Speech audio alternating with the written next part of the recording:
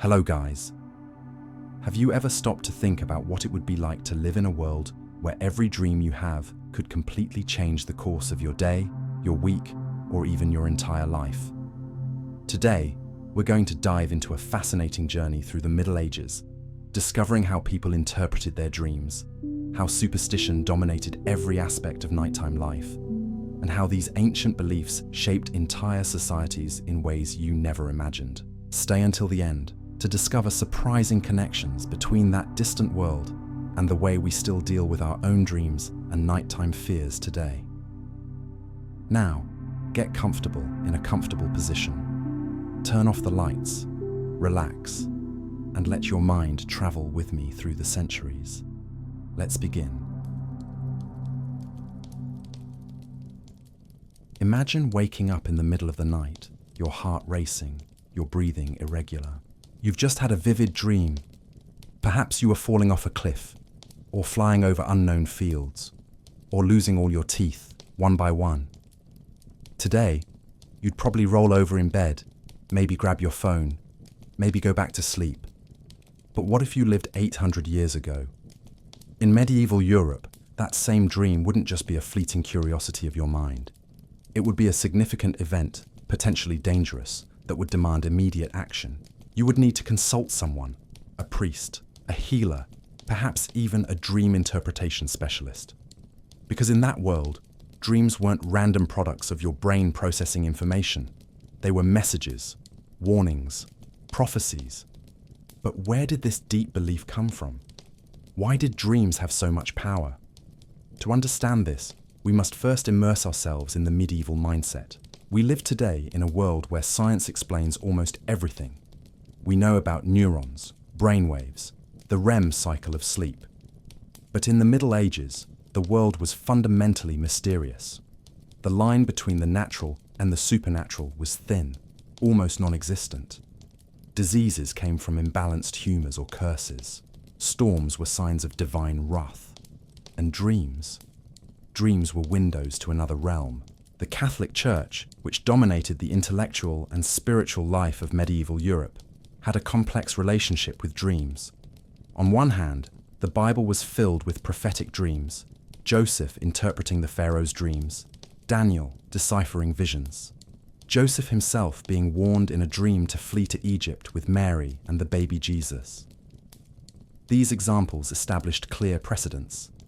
God spoke through dreams. On the other hand, the Church also warned that not all dreams came from divine sources. The devil, always cunning, could also plant false visions, disguise temptations, deceptive prophecies. So how could you distinguish a dream sent by God from a demonic trap? This question tormented theologians, kept common people awake at night, and created an entire industry of interpretation. Think about it for a moment. You couldn't simply ignore a dream. Ignoring it could mean missing a crucial divine warning, but following it blindly could mean falling into a trap of evil. What an immense weight to carry every morning upon waking. The first medieval dream manuals emerged from this desperate need for guidance. One of the most influential was Artemidorus's Onirokritikon, an ancient Greek text from the 2nd century that was copied, translated, and reinterpreted countless times during the Middle Ages. Artemidorus had compiled interpretations of thousands of dreams, categorizing them meticulously. But here's something fascinating. Medieval interpretations frequently diverged drastically from the original Greek ones. Why? Because the cultural context had changed completely. Where Artemidorus saw pagan symbolism, medieval interpreters saw battles between good and evil. A dream of a serpent, which for the Greeks could represent healing, associated with the god Asclepius, for medieval people was almost always a symbol of the devil, of temptation in the Garden of Eden. Let's explore some concrete examples. Dreaming of water, for instance, had multiple interpretations depending on context. Clean, clear water flowing smoothly, usually a good omen, purification, baptism, divine grace. But murky, stagnant, or turbulent water? Trouble ahead, perhaps illness, perhaps spiritual tribulations. And if you dreamed you were drowning, That could mean you were being oppressed by unconfessed sins, that your soul was in danger. Dreaming of animals was particularly laden with meaning. Each creature had its specific symbolism, often derived from medieval bestiaries. Those illustrated books that described real and mythical animals, always with moral lessons attached. A lion could represent Christ, the Lion of Judah, or courage, but it could also represent dangerous pride. A lamb was almost always positive, innocence, Christ as the Lamb of God. But a wolf, always threatening, predators, false prophets, the devil himself in disguise, and dogs. Here interpretation became complicated. Dogs were domestic animals, loyal companions. But color mattered immensely. A white dog in a dream could mean a faithful friend or divine protection. But a black dog?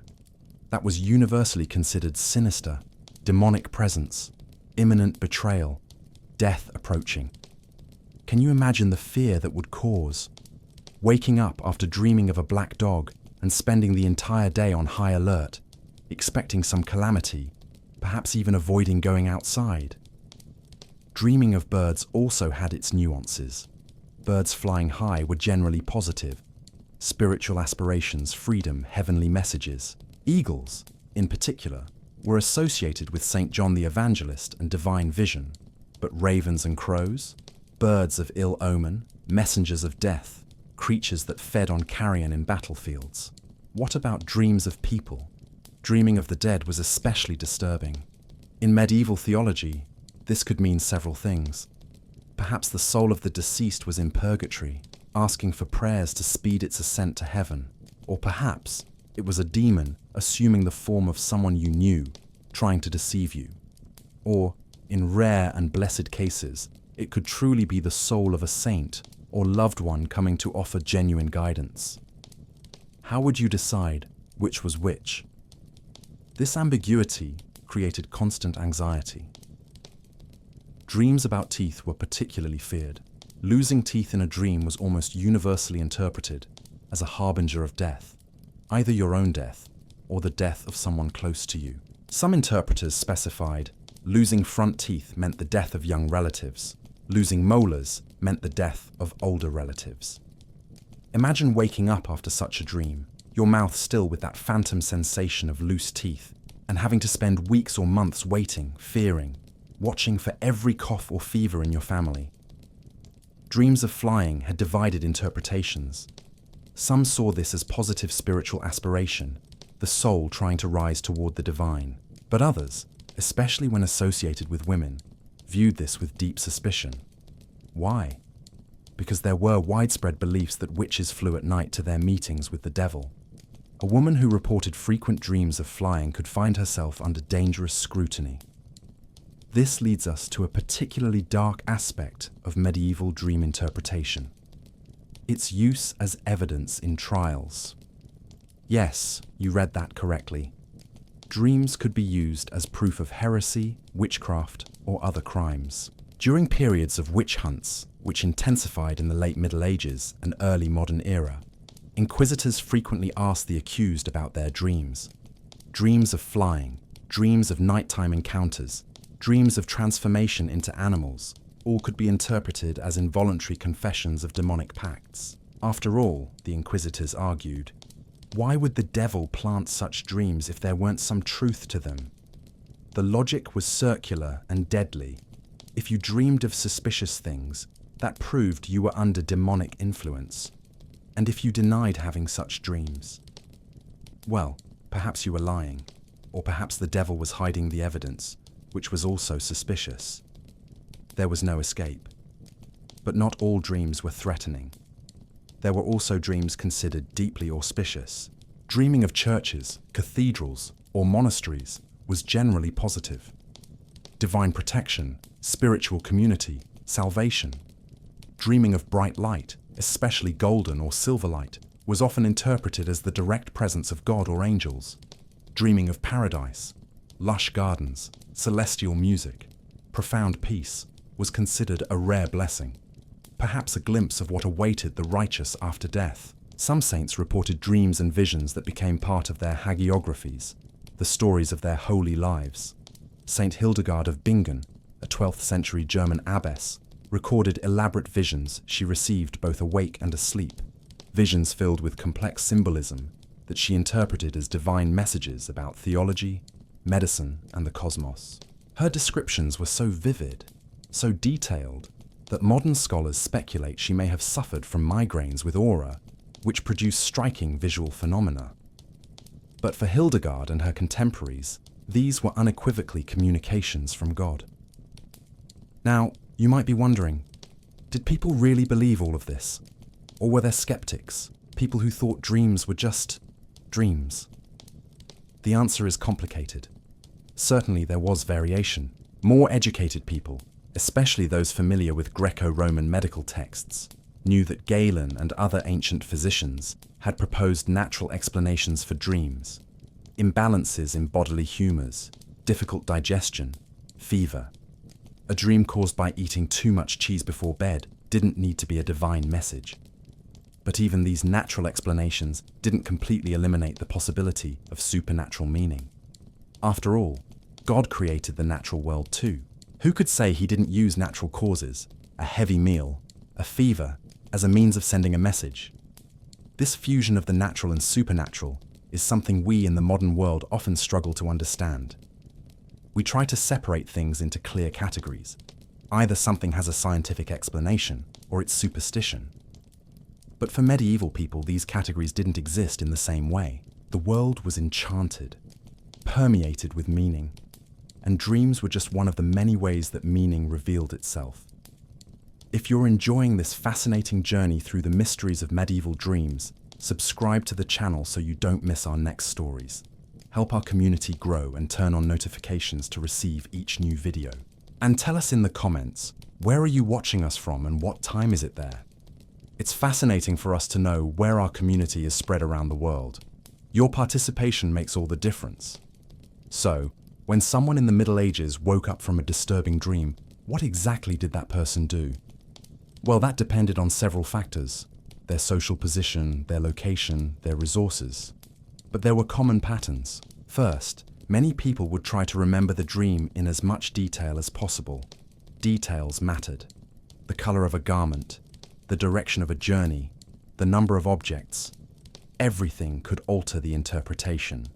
Some people kept what we might call dream journals, though these were rare among common people due to widespread illiteracy. Next, they would seek interpretation. For peasants and common people, this usually meant consulting the local priest, who had at least some education and access to texts. The priest could consult his own resources, perhaps a copy of a dream manual, or simply his knowledge of biblical symbolism, and offer an interpretation. For nobles and wealthier people, there were additional options. Some courts maintained specialized dream interpreters, people who had studied extensively the classical and medieval texts on the subject. These specialists were valued, their opinions eagerly sought, and then there were actions to be taken. If a dream was interpreted as a warning of spiritual danger, the person might do penance, increase their prayers, make a donation to the church, or even make a pilgrimage. If the dream suggested that someone deceased needed prayers, masses would be commissioned. If the dream seemed to predict future events, practical precautions would be taken, postponing a journey, avoiding certain people, preparing for difficulties.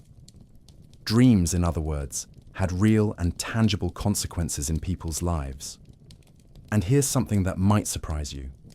This isn't a completely ancient story. Even today, in the 21st century, how many people do you know who pay attention to their dreams, who look for meaning in them, who consult dream interpretation books or websites? How many people wake up from a nightmare and feel an unease that persists throughout the day? Technology has changed.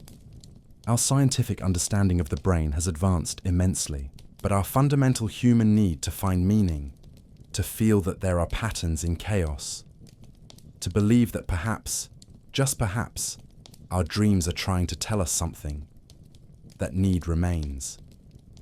Perhaps we're not so different from those medieval people as we'd like to think. And perhaps, by exploring their beliefs, we're really exploring something profound about ourselves. But this is just the beginning of the story. because medieval dreams didn't exist in isolation. They were intertwined with an entire system of beliefs about sleep, the night, and the invisible forces that became active when the sun set. And it's to that broader nighttime world that we'll turn next, where we'll discover that falling asleep in the Middle Ages was, in itself, an act laden with ritual, fear, and hope. The night in the Middle Ages was fundamentally different from the night we know today. When you turn off the lights in your modern bedroom, there's still light. The soft glow of your digital alarm clock, perhaps the light from the street filtering through the curtain, the LED of your phone charger. There's noise too, the distant hum of traffic, the hum of the refrigerator, perhaps the air conditioning. And there's safety, locked doors, perhaps an alarm system, the certainty that if something goes wrong, you can call for help instantly. Now imagine all of that removed. Medieval darkness was absolute. When the sun set, especially on moonless nights or cloudy nights, the darkness that descended was complete, impenetrable, almost tangible. Candles were expensive, made from animal tallow or, for the wealthier, beeswax. Oil for lamps was also a precious resource. Most common people couldn't afford to keep lights burning all night. So when it came time to sleep, they lay down in a darkness that we, with our omnipresent electric lighting, can barely imagine. And in that darkness, the imagination flourished, not always in pleasant ways. The sounds of the night were also different. Without the constant noise of modern life to mask them, every creak of wood, every gust of wind, every nocturnal animal moving outside became amplified, potentially threatening. Was it a wolf, a thief, or something worse? Something supernatural? Because the medieval night wasn't just dark and silent. It was also, according to widespread belief, the domain of evil forces. The Bible spoke of demons that wandered in darkness. Folklore was filled with stories of spirits, ghosts, creatures that only came out when the sun disappeared. The very darkness itself was seen as more than just the absence of light. It was an active presence, a cloak under which evil could operate freely. So how did people protect themselves? Through rituals. Many, many rituals. Before sleeping, a devout medieval person would follow a series of practices designed to ensure spiritual protection during the vulnerable hours of sleep. First, there were prayers, specific prayers for the night, asking God and the saints to watch over while the person was unconscious and defenseless. Some of these prayers have survived to this day. You might recognize fragments of them in modern lullabies, although their original purpose was far more serious than merely soothing a child. Now I lay me down to sleep. I pray the Lord my soul to keep. This prayer, or variations of it, was recited by countless medieval people, not as an empty ritual, but as a genuine necessity. Because if you died during sleep, and people did die during sleep, from sudden illnesses, heart attacks, unknown causes, you wanted to make sure your soul was in a state of grace. But prayers were just the beginning. Many people made the sign of the cross over themselves, over their beds, sometimes even over their pillows. Holy water, if available, could be sprinkled around the room. Sacred objects, crucifixes, relics of saints, rosaries, were kept nearby, sometimes under the pillow or hung on the bedhead. Why? Because it was believed that these objects had real protective power, not just symbolic. They created a spiritual barrier that demons and evil spirits couldn't cross. Think of it as a spiritual security system, as important as locking your door. Perhaps even more important, because it protected not just your body, but your immortal soul. There were also more specific practices, many of them bordering on what the church would officially consider superstition, but which persisted nonetheless. Some people placed iron under the bed, nails, horseshoes, knives, because iron was considered repellent to supernatural beings. This belief is ancient, pre-Christian, but was absorbed into medieval practice. Herbs also played a role. Garlic, which today we associate mainly with vampires, a concept that would develop more fully later, was already used in the Middle Ages as protection against evil. Verbena, rue, St. John's wort, all had reputations for warding off malign influences. Small pouches of these herbs could be placed under pillows or hung near the bed, and there were amulets.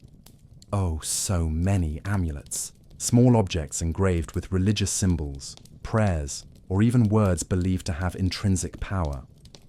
Some of these amulets were blessed by priests and were considered perfectly acceptable.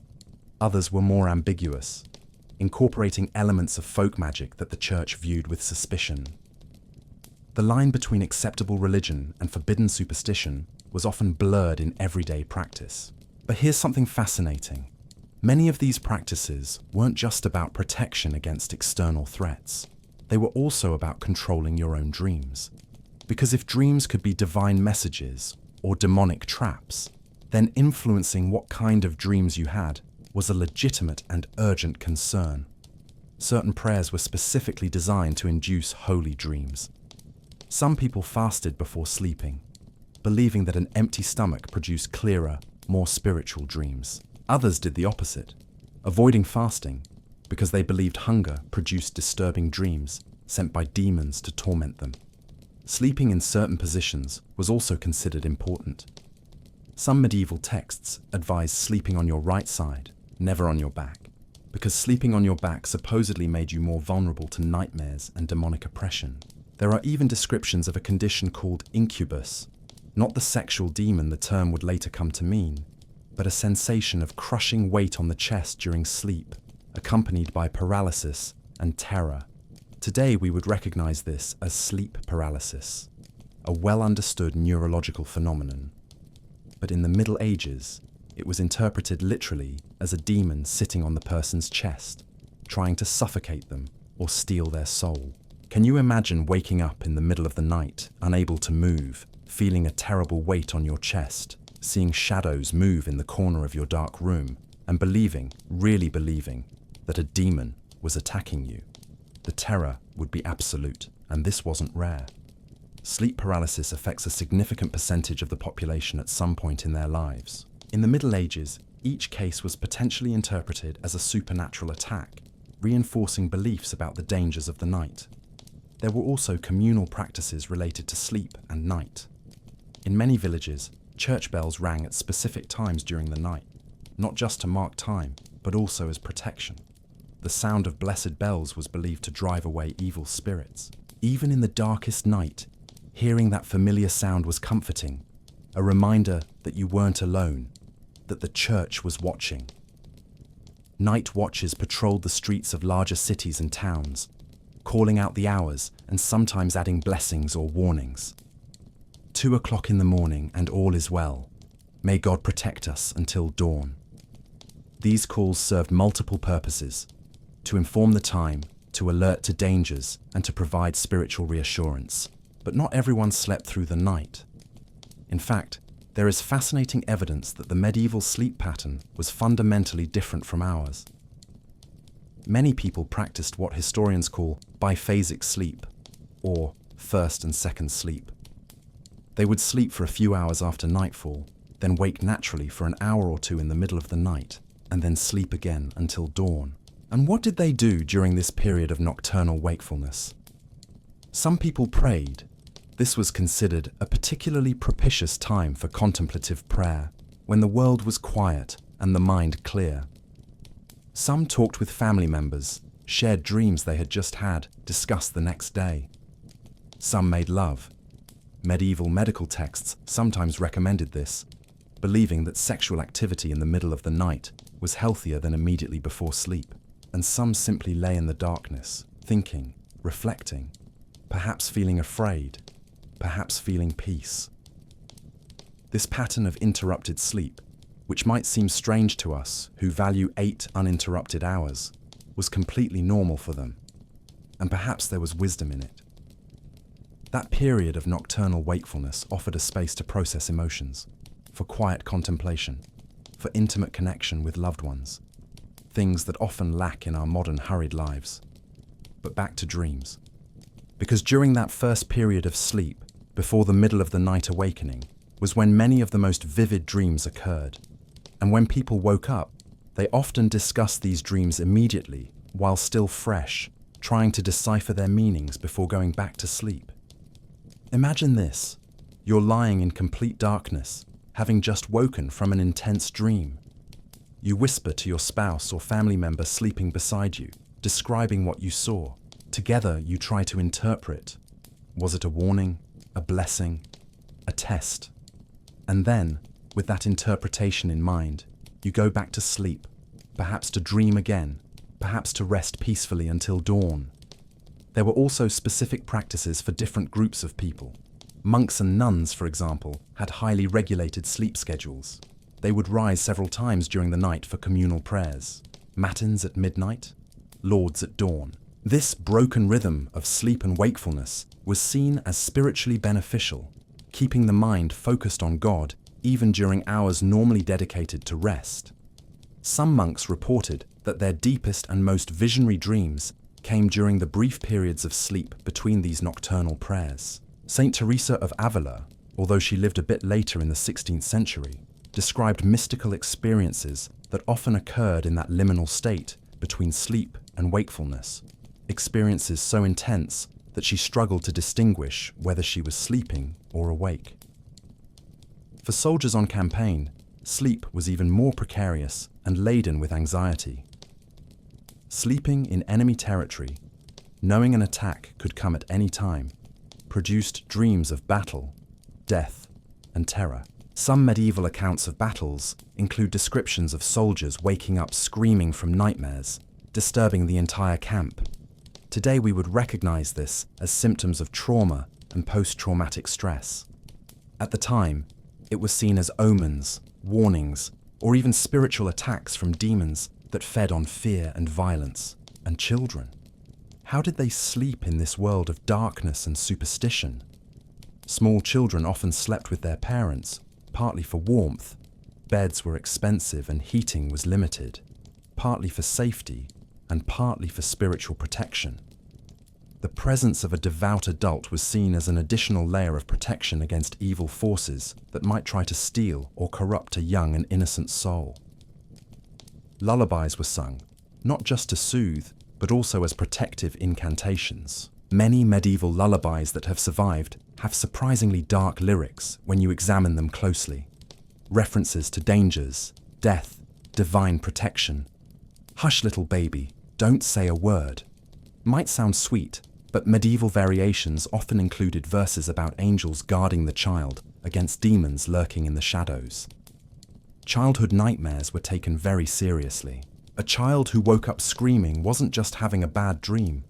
It could be under spiritual attack, or it could have seen something prophetic. Parents would consult priests, make special prayers, sometimes even commission masses to protect the child. There were also beliefs about babies who died during sleep, what we today call sudden infant death syndrome. In the Middle Ages, this was often attributed to changelings or demons that stole human babies and left substitutes that looked identical but were destined to die. Or it was the mother's fault, who might have accidentally suffocated the baby while sleeping, which, tragically, sometimes happened in shared beds.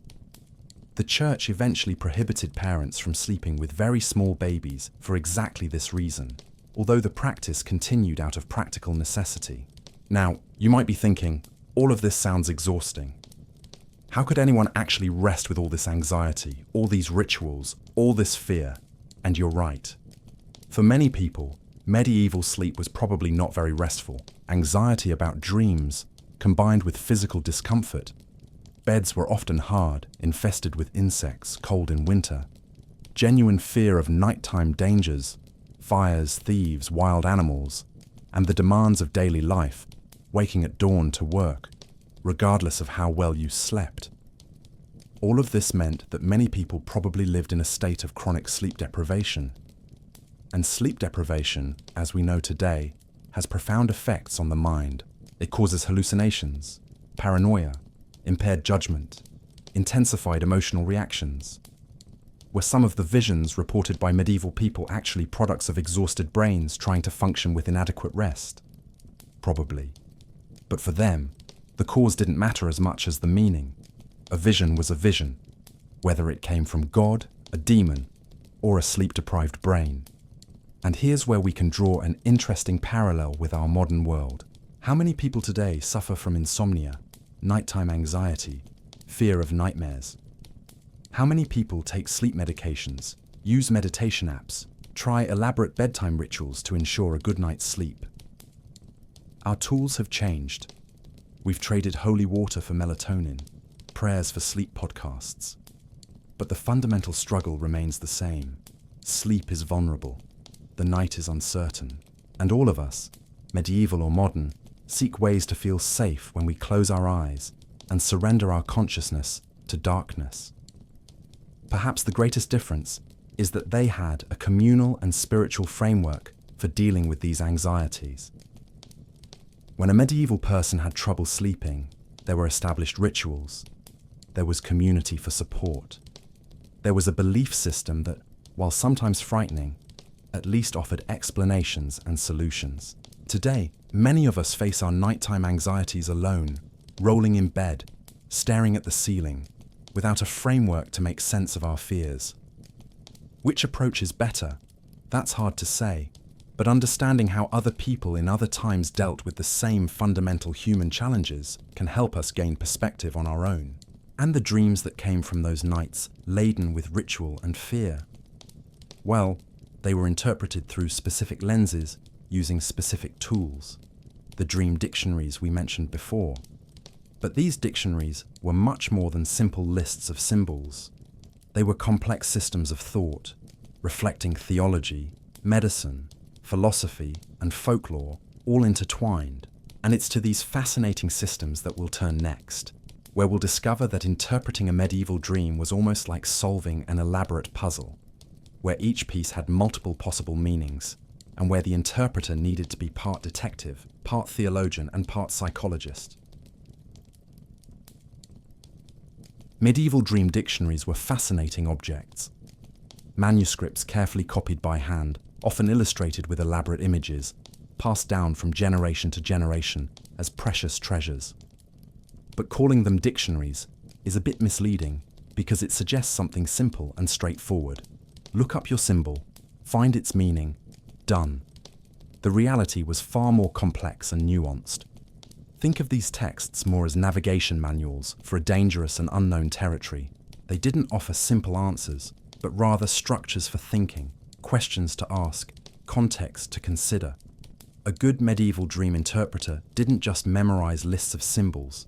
He understood the underlying principles, the theological connections, the contextual variations that could completely change the meaning of a dream. Let's dive into how these systems really worked. First, there was the question of source. Where did the dream come from? This was always the first question, and the most crucial. Medieval theologians generally divided dreams into three main categories: divine dreams, sent by God or angels; demonic dreams, sent by the devil or demons; and natural dreams, caused by physical factors like digestion, bodily humours, or simply the mind processing events of the day. How did you distinguish between them? Well, there were clues. Divine dreams, according to tradition, had certain characteristics. They were generally clear, coherent, memorable. They left the person feeling at peace, even if the content was disturbing. They often included explicit religious symbols, angels, saints, heavenly light, churches. And crucially, they led the person toward virtue, prayer, pious actions. Demonic dreams, on the other hand, were confused, chaotic, disturbing. They left the person feeling dirty, anxious, tempted. They could include blasphemous or sexually explicit images, and they led the person towards sin, despair, away from God. Natural dreams were the most common and the least spiritually significant. They were fragmented, nonsensical, easily forgotten. They reflected mundane concerns, work, food, everyday relationships. They had no particular moral weight. But here's the problem. These categories weren't always obvious in practice. A dream could have elements of multiple categories. The devil was cunning. He could disguise a demonic dream to appear divine. including religious symbols to deceive the dreamer, and natural factors could mix with spiritual messages. God could use a fever to send a vision after all. So the interpreter needed to be careful, ask many questions, consider the context of the person's life. Was this person generally pious? Then a religious dream was probably genuine. Was this person struggling with particular temptations? Then a dream that seemed to justify those temptations was suspect. It was an investigative process, not a mechanical consultation with a book. Once the source was determined, or at least a hypothesis was formed, the next step was to analyze specific symbols. And here the dictionaries became more useful, though still complex. Let's take water as an example, since we mentioned it before. But let's go deeper. Clean, clear water was generally positive. Purification, baptism, grace. But context mattered enormously. Were you drinking the water? That was excellent. Absorbing spiritual grace, quenching spiritual thirst. Were you bathing in it? Also good. Cleansing of sins, renewal. Were you simply looking at it? Perhaps contemplation, reflection. But what if the water was moving? Running water, like a river or stream, could mean the passage of time, the journey of life, constant change. Depending on other elements of the dream, this could be positive, spiritual progress, or negative, instability, lack of foundation. Still water, like a lake or puddle, had different meanings. It could represent calm, inner peace, or it could represent stagnation, lack of spiritual growth. How did you decide which? By looking at other elements. Was the water clear or murky? Was there life in it? Fish, plants, or was it dead? How did you feel in the dream when looking at it? And what if the water was violent? Stormy waves, floods. That was usually negative. Tribulations, being overwhelmed by problems, spiritual danger. But even here, there were nuances. If you survived the storm in the dream, that could mean you would overcome your current difficulties with God's help. If you were drowning, well, that was obviously more sinister. There are reports of people who dreamed of floods and then made practical preparations, reinforced their houses, moved valuable possessions to higher places, only to discover that heavy rains really did come. These cases reinforce the belief that dreams could be prophetic, not just spiritually, but also practically. Now let's consider fire, another fundamental element with multiple layers of meaning. Fire was profoundly ambivalent in medieval symbolism. On one hand, it was associated with the Holy Spirit. Tongues of fire descending on the apostles at Pentecost, God appearing to Moses in the burning bush. Fire purified, illuminated, warmed. It was essential to life. On the other hand, fire was also the element of hell, of eternal punishment, of destruction. Fire consumed, burned, destroyed. It was dangerous, uncontrollable. So dreaming of fire required careful analysis. Controlled fire, a fireplace, a candle, a torch, was usually positive. It represented faith, spiritual fervor, the light of God guiding you through darkness. Dreaming that you were lighting a candle could mean you were about to receive spiritual illumination or share faith with others. But uncontrolled fire, a forest fire, a house burning, being consumed by flames, that was threatening. It could represent sinful passions out of control, destructive anger, or literally fear of hell. If you dreamed you were burning but felt no pain, some interpreters saw this as positive. You were being purified like gold in fire, your impurities being burned away without destroying your essence. But if you felt agony, that was a warning to repent before it was too late. Before we continue exploring these fascinating symbols, if you're finding this journey through medieval mysteries intriguing, consider subscribing to the channel. Your subscription helps us continue bringing detailed and well-researched stories like this. And don't forget to leave a comment telling us where you're watching us from and what time it is there now. We love knowing that our community spans different time zones around the world. Every comment connects us and strengthens our community of nocturnal curiosities. Animals, as we mentioned before, had rich and varied symbolisms. But let's explore some specific examples more deeply. The lion was particularly interesting because it had multiple meanings that could seem contradictory. Christ was called the Lion of Judah, powerful, majestic, king of animals. So dreaming of a lion could be deeply positive, especially if the lion was calm, protective, or if you were riding it, symbolizing dominion over your animal nature through faith. But lions were also dangerous predators. A lion attacking you in a dream could represent the devil. The Bible describes Satan as a roaring lion, seeking whom he may devour. Or it could represent a powerful enemy, a tyrant, sinful pride. How did you know which interpretation to apply? Context. Always context. How did you feel in the dream? Fear or peace? What else was present? Religious symbols suggesting divine protection, or darkness and chaos suggesting demonic threat. Serpents were almost universally negative in medieval interpretation for obvious reasons.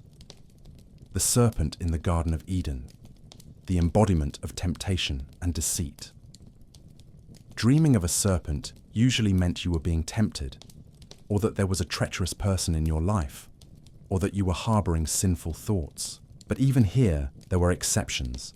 Moses had raised a bronze serpent in the desert, and looking at it healed people.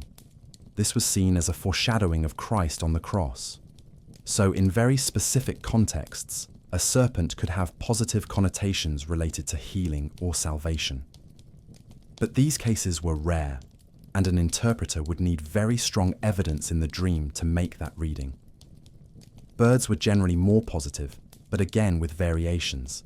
Doves were almost always good, the Holy Spirit, peace, purity, divine messages. Dreaming of a dove was considered a clear blessing. Eagles, as we mentioned, were associated with St. John and elevated spiritual vision.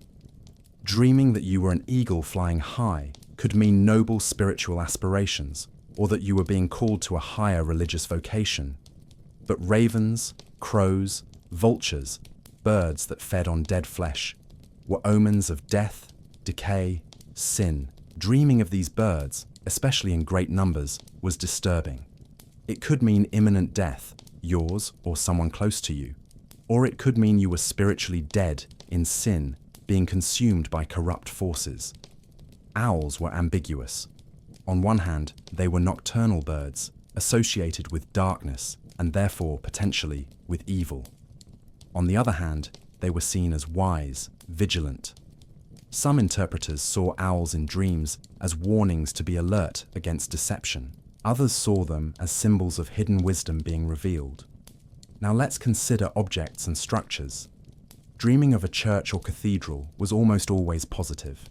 Divine protection, community of faith, the presence of God. If you dreamed you were inside a church, that was excellent. If you were praying there, even better. If you were receiving communion, that was seen as a particularly blessed dream, perhaps a calling to deepen your spiritual life. But what if the church in the dream was damaged? Cracked walls, collapsing roof, broken windows. That could mean your faith was being tested, that you were neglecting your religious duties, or, in a broader interpretation, that the church itself was in danger. Heresy, corruption, external attacks. Castles and fortifications had meanings related to protection and power. Dreaming that you were inside a strong castle could mean spiritual security, being protected by God. Dreaming that you were attacking a castle could mean you were struggling against temptations or spiritual enemies. Dreaming that a castle was being invaded could mean your spiritual defenses were being violated, that you needed to strengthen your faith. Bridges were particularly symbolic. Transitions, passages from one state to another. A solid and safe bridge represented a successful transition, perhaps from sin to grace, from doubt to faith.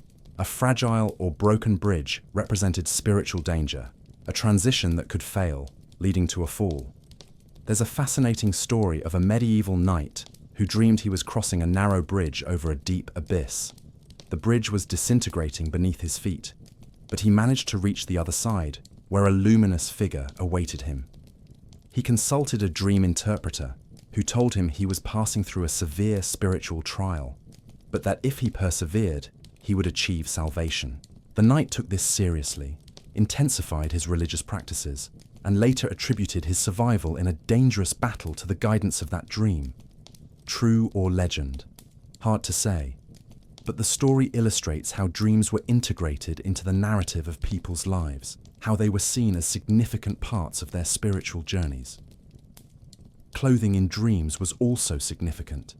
Clean, white, shining clothes represented purity, innocence, grace. Dreaming that you were wearing white clothes could mean you were in a state of grace, or that you were about to undergo spiritual purification. Dirty, torn, or dark clothes represented sin, shame, spiritual corruption. Dreaming that you were naked had multiple possible interpretations. It could represent vulnerability, shame, recalling Adam and Eve realizing their nakedness after sin. But it could also represent restored innocence, shedding yourself of pretense and pride, being naked before God with nothing to hide. As always, the emotional context was crucial. Did you feel ashamed of your nakedness in the dream? Then it was probably about guilt and sin. Did you feel free and at peace? Then it could be about spiritual liberation. Food in dreams had varied meanings. Bread, especially, was laden with symbolism. The bread of life, the Eucharist, spiritual sustenance. Dreaming that you were eating bread could mean you were being spiritually nourished, receiving grace. Dreaming that you were hungry but couldn't find bread could mean spiritual hunger, a need to reconnect with God. Wine, similarly, was linked to the Eucharist, the blood of Christ. But wine could also represent celebration, joy, or in excess, drunkenness and loss of control. A dream where you drank wine moderately in a festive context was positive. A dream where you were drunk was a warning against excess and loss of moral judgment. Meat had complex associations. It was necessary food, but it was also linked to the carnal nature, to physical desires in opposition to spiritual ones. Dreaming that you were eating meat could be neutral, just a natural dream about food. Or it could be a warning that you were too focused on physical pleasures at the expense of your spiritual well-being. Fish were generally positive. Christ had fed multitudes with fish, had called his disciples to be fishers of men. Dreaming of fish, especially in clean water, was considered auspicious. Now, here's something that might surprise you. Numbers in dreams were also significant.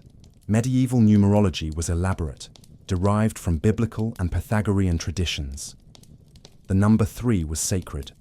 The Trinity, the 3 days between Christ's crucifixion and resurrection. Dreaming of 3 of anything, 3 people, 3 objects, 3 events, often had divine connotations. 7 was another powerful number. The 7 days of creation, the 7 sacraments, the 7 virtues, the 7 deadly sins. Dreaming of 7 of something could mean completeness, perfection, or could be pointing to one of the categories of 7. Perhaps you needed to examine your life in relation to the 7 deadly sins. 12 was significant. The 12 apostles, the 12 tribes of Israel. 40 also. The 40 days of Jesus in the desert. The 40 years of the Israelites wandering. A skilled dream interpreter would pay attention to these numbers, looking for patterns, connections to biblical texts, hidden meanings. Colors also mattered. White was purity, innocence, divinity. Red could be the blood of Christ, positive, redemptive, or could be violence, sinful passion, the devil, negative. Blue was often associated with the Virgin Mary, heavenly, pure, protective. Green was life, growth, hope. Black was death, sin, despair, the devil. Gold was divine glory, holiness, heaven.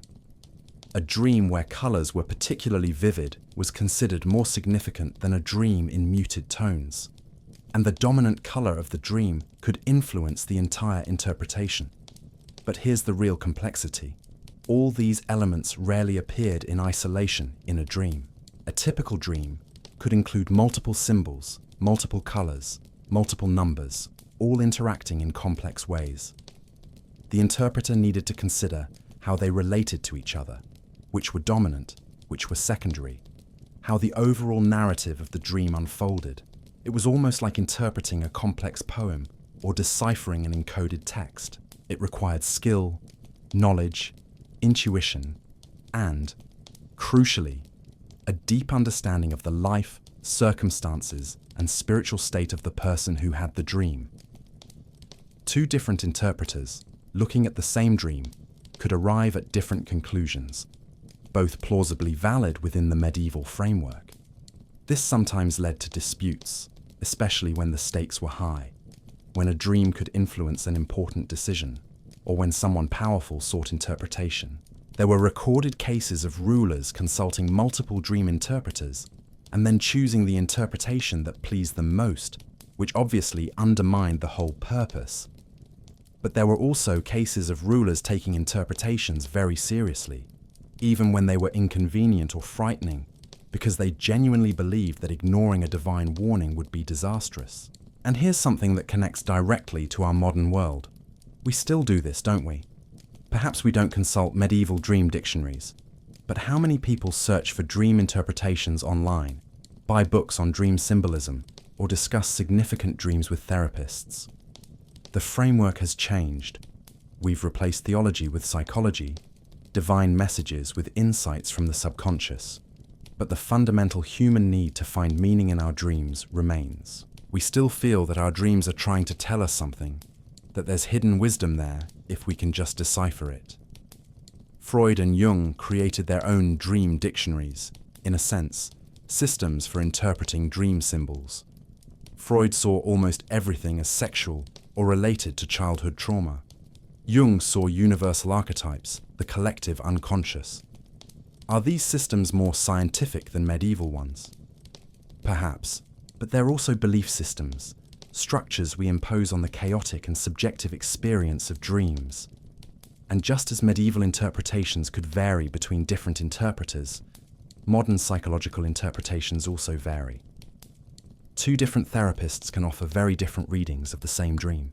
Perhaps the truth is that dreams are inherently ambiguous, open to multiple interpretations, and what really matters isn't finding the correct meaning, which may not exist, but rather the process of reflection, of examining your life, your emotions, your choices through the lens of your dreams. Medieval interpreters, with all their elaborate dictionaries and theological systems, were really doing that, using dreams as tools for self-examination, for spiritual reflection, for making more conscious decisions about how to live. And perhaps there's wisdom in that which we lose in our modern era, where we often dismiss dreams as just the brain doing housekeeping or random memory processing. Perhaps there's value in paying attention to our dreams, not because they're literally prophetic or messages from God, but because they're products of our own minds, reflecting our concerns, fears, hopes, and desires in ways that our conscious mind may not fully recognize. But dream dictionaries were just one tool in the medieval interpreter's arsenal. There were also astrological considerations, medical ones, and even practices that today we would call magical, although the line between magic and religion was often blurred. And it's to these more controversial and fascinating practices that we'll turn next, where we'll discover that some people didn't just interpret dreams, but actively tried to control them, induce them, or even use them for specific purposes. Practices that the church viewed with deep suspicion, but that persisted nonetheless in the shadows of medieval society. Interpreting dreams was one thing, a practice accepted, even encouraged within certain limits by the medieval church. But what if you could go beyond interpretation? What if you could actually control what kind of dreams you had? Induce specific visions? Use dreams as tools for practical purposes? Healing, prophecy, even communication with the divine, or more dangerously, with the demonic. These practices existed in the Middle Ages, although they operated in a grey zone between acceptable religion and forbidden magic. And they reveal something fascinating about the medieval mindset. The belief that the spiritual world wasn't just something to be observed passively, but something you could interact with actively, if you knew how. Let's start with the most accepted practices, those that remained within the bounds of religious orthodoxy. Dream incubation was an ancient practice that survived in the Middle Ages, although transformed by Christian contexts. In pagan antiquity, sick people or those seeking guidance would sleep in temples dedicated to healing gods, hoping to receive dreams that would offer cures or advice. In Christian Middle Ages, this practice was adapted. People slept in churches, especially near the relics of saints, hoping that the saint would send them a healing or revealing dream. This was considered acceptable because you weren't trying to manipulate supernatural forces. You were simply placing yourself in a sacred place and humbly asking for divine intervention. The difference might seem subtle, but it was crucial in medieval theology. You were supplicating, not commanding, waiting, not demanding. There are fascinating records of these practices. People with chronic illnesses traveled long distances to sleep near the relics of saints, known for miraculous healings. They fasted, prayed intensely, and then slept on the cold floor of the church, hoping that during the night the saint would appear in their dreams and offer healing or at least guidance on how to proceed. And sometimes, apparently, it worked. There are reports of people waking up healed or waking up with clear knowledge of what herbs to use, what treatments to seek. Of course, from a modern perspective, we can attribute this to various factors: placebo effect, spontaneous remission, the power of suggestion. But for medieval people, these were genuine healings mediated by saints through dreams. There were also practices of directive dreaming, where you prepared yourself carefully before sleep to increase the probability of receiving a specific dream. If you were facing a difficult decision, you could spend the day in prayer and fasting, focusing intensely on the question, asking God to send guidance through a dream. Then, as you slept, you would keep the question in your mind, hoping the answer would come during the night. This was seen as appropriate because, again, you were asking God, not trying to manipulate forces on your own. Agency remained with the divine, but there were practices that went beyond this, that began to cross dangerous lines. Some medieval texts, especially those in the tradition of natural magic, which claim to work with natural forces created by God, therefore not truly magic in the forbidden sense, described methods for inducing specific dreams using herbs, precious stones, and other materials. For example, placing certain herbs under your pillow supposedly induced specific types of dreams. Artemisia, an herb with a long association with dreams. Its Latin name, Artemisia, derives from the Greek goddess Artemis, associated with the moon and night, was believed to increase the vividness of dreams and improve memory of them. Lavender supposedly induced calm and peaceful dreams. Mugwort was associated with prophetic dreams. These practices were widespread, especially among folk healers and wise women in villages. The church viewed them with suspicion, but didn't universally condemn them, especially if the herbs were accompanied by prayers and there was no invocation of spirits or demons. Precious stones were also believed to influence dreams. Amethyst, for example, was thought to prevent nightmares and induce clear and spiritual dreams. Sapphire was associated with celestial visions. Onyx was more ambiguous. Some said it induced prophetic dreams, others that it attracted disturbing dreams. Again, the logic was that God had created these stones with specific properties. So using them wasn't magical manipulation, but simply working with the natural order created by God. But the line was thin and depended greatly on how you framed the practice. There were also astrological practices. Medieval astrology was complex and widely accepted, although always with some tension with church doctrine about free will. Some astrologers claimed that sleeping on certain nights, when specific planets were in specific positions, would increase the probability of certain types of dreams. For example, sleeping when the moon was full and in certain zodiac signs supposedly increased prophetic dreams. Sleeping when Venus was ascendant could induce dreams about love and relationships. Sleeping when Saturn was dominant could bring dark dreams about death and destiny. These practices, were popular among the educated elite, who had access to astrological knowledge. But they were controversial. The Church accepted some level of astrology. After all, the Magi had followed a star to find Christ, but strongly discouraged the idea that the stars determined human destiny or could be manipulated for personal purposes. Now let's enter more dangerous territory, practices that definitely crossed into what the Church considered forbidden magic. There were grimoires, books of magic, that circulated clandestinely in the Middle Ages, containing spells and rituals to induce specific dreams.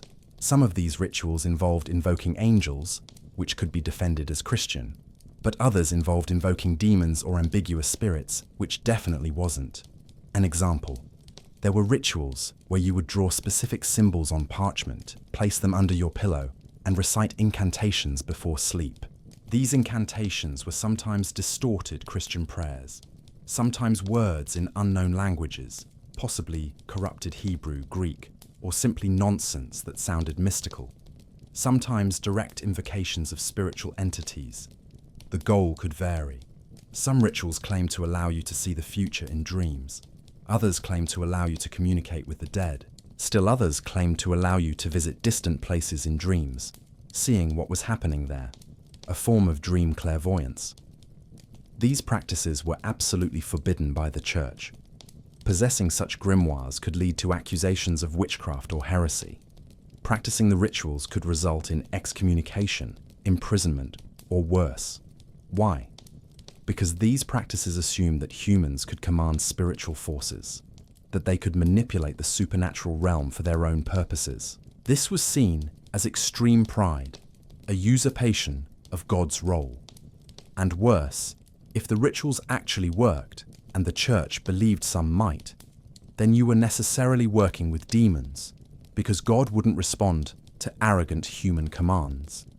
It was circular logic. If it worked, it proved it was demonic. If it didn't work, it was still sinful to try, but people did it anyway. Why? For several reasons. Some people were desperate, facing incurable illnesses, impossible decisions, imminent dangers. When conventional methods failed, they resorted to unconventional methods, even knowing the risks. Others were simply curious, drawn to forbidden knowledge, to the promise of power over the invisible. The very prohibition made these practices more attractive to certain personalities.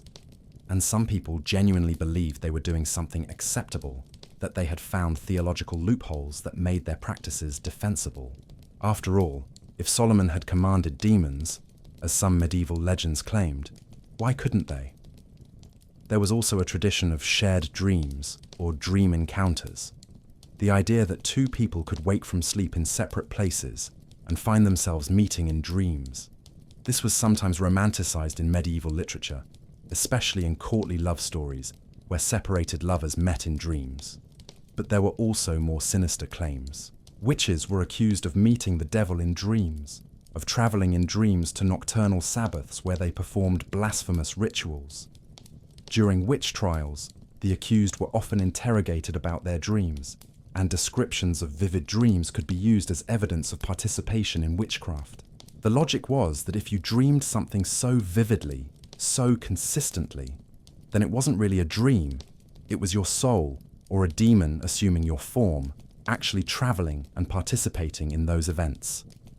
The distinction between dream and reality was collapsed, with terrible consequences. Imagine being a woman in the Middle Ages, having recurrent nightmares, perhaps due to trauma, stress, or simply bad neurological luck, and then being interrogated by inquisitors who interpret these nightmares as confessions of witchcraft. You try to explain they were just dreams, but they insist that such vivid dreams must be real. You're trapped in a logical trap from which there's no escape. This happened many times, and it's one of the darkest aspects of the intersection between dreams and medieval superstition. But not all attempts to control dreams were sinister or controversial. There were also practices that today we would recognize as primitive forms of lucid dreaming, the ability to become conscious within a dream and potentially control it. Some medieval mystics described experiences that sound very much like lucid dreaming. They reported perceiving that they were dreaming while still in the dream, and then using that consciousness to direct the dream in spiritual directions, seeking Christ, visiting paradise, confronting demons. Saint Hildegard of Bingen, whom we mentioned before, described states where she was unsure if she was awake or asleep, but was fully conscious and able to interact with the visions she saw. This could be lucid dreaming, could be deep meditative states, or could be something unique to her particular neurology. Some monks practice techniques that, in retrospect, seem designed to induce lucid dreaming. They would train themselves to maintain consciousness while falling asleep, to observe the transition from waking to sleep. The goal wasn't control for control's sake, but rather to maintain constant spiritual vigilance, never to be completely unconscious, always to be awake to God even during sleep. This was seen as virtuous, not magical, because the goal was spiritual and the technique depended on personal discipline, not external forces. There were also practices related to nightmares. How did you deal with recurrent nightmares in the Middle Ages? First, you would try to determine the cause. Was it a demonic attack? Then you needed stronger spiritual protection, more prayers, perhaps exorcism, certainly confession and penance. Was it due to imbalanced bodily humours? Then you needed medical treatment, bloodletting, herbs, dietary changes. Was it a warning message? Then you needed to decipher the warning and act accordingly. But there were also specific practices for breaking recurrent nightmares. Some involved rituals upon waking, making the sign of the cross immediately, reciting specific prayers, lighting a blessed candle. The idea was to break the pattern, interrupt the cycle. Other practices involved retelling the nightmare differently. You would describe the nightmare to a priest or healer, and they would help you rewrite the ending. Imagine a different, more positive conclusion where you triumphed over whatever was threatening you in the dream. Then you would memorize this new version and replay it in your mind before sleep, hoping it would replace the original nightmare. This is surprisingly similar to modern cognitive behavioral therapy techniques for nightmares. Imagery rehearsal. Therapy, a contemporary proven technique, involves exactly this process: rewriting recurrent nightmares and rehearsing the new versions. Medieval people, without understanding the neuroscience behind it, had stumbled upon something that really works. There were also specific amulets against nightmares, small objects you wore or kept under your pillow, engraved with prayers or protective symbols. Red coral was particularly popular. It was believed to protect against nightmares and night terrors. Parents frequently gave coral to children who suffered from frequent nightmares. From a modern perspective, these amulets worked through the placebo effect. The child felt safer, therefore slept better, therefore had fewer nightmares. But the effect was real, even if the mechanism was psychological rather than magical. Now, let's consider a particularly fascinating aspect: the use of dreams for problem solving and creativity. There are medieval reports of craftsmen, builders, even theologians receiving solutions to complex problems in dreams. A cathedral builder struggling with an architectural challenge might dream of the solution. A theologian debating a complex doctrinal question might wake with sudden clarity. These dreams were interpreted as divine inspiration, God helping those who worked in his service. And perhaps there was truth to this, not in the supernatural sense, but in the sense that the brain continues working on problems during sleep, and sometimes finds solutions that the conscious mind couldn't see. There's a famous story, possibly apocryphal, but illustrative, about a monk who was translating a particularly difficult Greek text. He struggled with a passage for days, unable to find the right Latin translation that would capture the meaning. Then, one night, he dreamed he was conversing with Saint Jerome, the great translator of the Bible, who told him the perfect translation. He woke up, wrote it down immediately, and indeed, it was exactly what he needed. Divine inspiration, or his own brain working on the problem unconsciously, presenting the solution through the authority figure of Saint Jerome. Both interpretations are possible, and for the monk, there probably wasn't a significant difference. This productive use of dreams is something we still recognize today. How many people have reported having creative insights, solutions to problems, or innovative ideas that came in dreams or in the hypnagogic state between sleep and wakefulness? Scientists, artists, writers, many have reported dreams that contributed to their work. The difference is that today we tend to attribute this to the subconscious, to unconscious processing of information. Medieval people attributed it to God, angels, or sometimes more ambiguous forces, but the phenomenon itself is the same. There were also practices related to prophetic dreams, dreams that supposedly predicted the future. These were taken extremely seriously, especially when they involved important figures or significant events. Kings and nobles frequently consulted dream interpreters before important battles, political decisions, or risky undertakings. An auspicious dream could encourage action. A threatening dream could lead to delays or changes of plan. There are historical records of battles that were postponed because a commander had a disturbing dream the night before. There are records of arranged marriages being cancelled because one of the parties dreamed of disaster. There are even records of people being executed partly on the basis of dreams, either their own dreams being interpreted as confessions of treason, or other people's dreams being interpreted as revelations of guilt. This seems absurd to us today, making important decisions, especially life or death decisions, based on dreams. But in the medieval mindset, where dreams were potentially direct messages from God, ignoring them was what would be absurd and dangerous. And here's an interesting modern parallel. We still make decisions based on intuitions, hunches, feelings that something is right or wrong without being able to articulate exactly why. These intuitions often come from unconscious processing of information, our brain perceiving patterns that our conscious mind hasn't caught.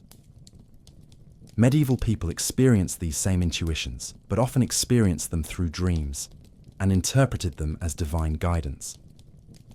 The source they attributed was different, but the underlying psychological phenomenon may be similar. So were medieval practices of dream control and induction completely superstitious and useless? Not necessarily. Some, like nightmare rewriting techniques, use of calming herbs, creation of safe sleep environments, had genuine value, even if the mechanisms were misunderstood. Others, like elaborate rituals to invoke demons, were at best ineffective and at worst dangerous. Not because demons were real, but because they could lead to accusations of witchcraft. But all of them reveal something profound about human experience. Our desire to have some control over our inner lives, over the mysterious territories of our own minds. Dreams represented the last unknown territory, the place where even we ourselves became strangers to ourselves.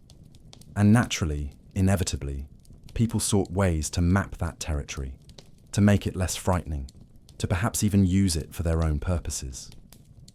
This impulse hasn't disappeared. Today we have apps to track dreams, techniques to induce lucid dreaming, therapies based on dreams. The tools have changed, but the fundamental quest continues. And perhaps there's wisdom in recognizing that our medieval ancestors, with all their superstition and their beliefs that seem strange to us, were dealing with the same fundamental human questions we still face. They were trying to understand themselves, find meaning, exercise some control over the chaotic forces within and around them. They weren't so different from us as we might think. And their struggles, their fears, their hopes echo across the centuries, reminding us that the human condition, in its most fundamental aspects, remains remarkably constant, no matter how much technology and knowledge advance. But dreams didn't exist in isolation in medieval life. They were intertwined with broader systems of belief about destiny, free will, and the role of divine providence in human life. And it's to these deeper philosophical and theological questions that we'll turn next, where we'll discover that medieval debates about dreams touched on some of the most fundamental questions of human existence, questions we still debate today, although in different language. If dreams could predict the future, what did that mean for free will? This question tormented medieval theologians and philosophers. creating complex debates that touched the heart of how they understood God, humanity, and the nature of reality. Think about it for a moment. If you dream that something specific is going to happen, and then it happens exactly as you dreamed, what does that imply? Does it mean the future is already determined, written in stone, inevitable? And if it is, then where does your ability to make choices fit in? Are you just an actor following an already written script, or do you have genuine agency to change your destiny? These weren't just abstract questions for philosophers in ivory towers. They were practical and urgent questions that affected how people lived their daily lives. If you dreamed that something terrible was going to happen, your own death, the death of a loved one, a disaster, should you try to prevent it? Or would it be futile, even blasphemous, to try to avoid what God had revealed? The medieval Catholic Church had to navigate carefully between several theological positions. On one hand, there was the doctrine of divine omniscience. God knows everything, including the future. This was fundamental to Christian theology. But on the other hand, there was the doctrine of free will. Humans have the ability to choose between good and evil and are morally responsible for their choices. This was also fundamental, because without free will, how could you justify punishment for sin or reward for virtue? So how do you reconcile these two ideas? How can God know the future if the future hasn't happened yet and depends on free choices that haven't been made? St. Augustine, one of the most influential Christian theologians, wrestled with this question in the 4th century, and his ideas continue to dominate medieval thought. His solution was essentially that God exists outside of time. For God, past, present, and future are all simultaneously present.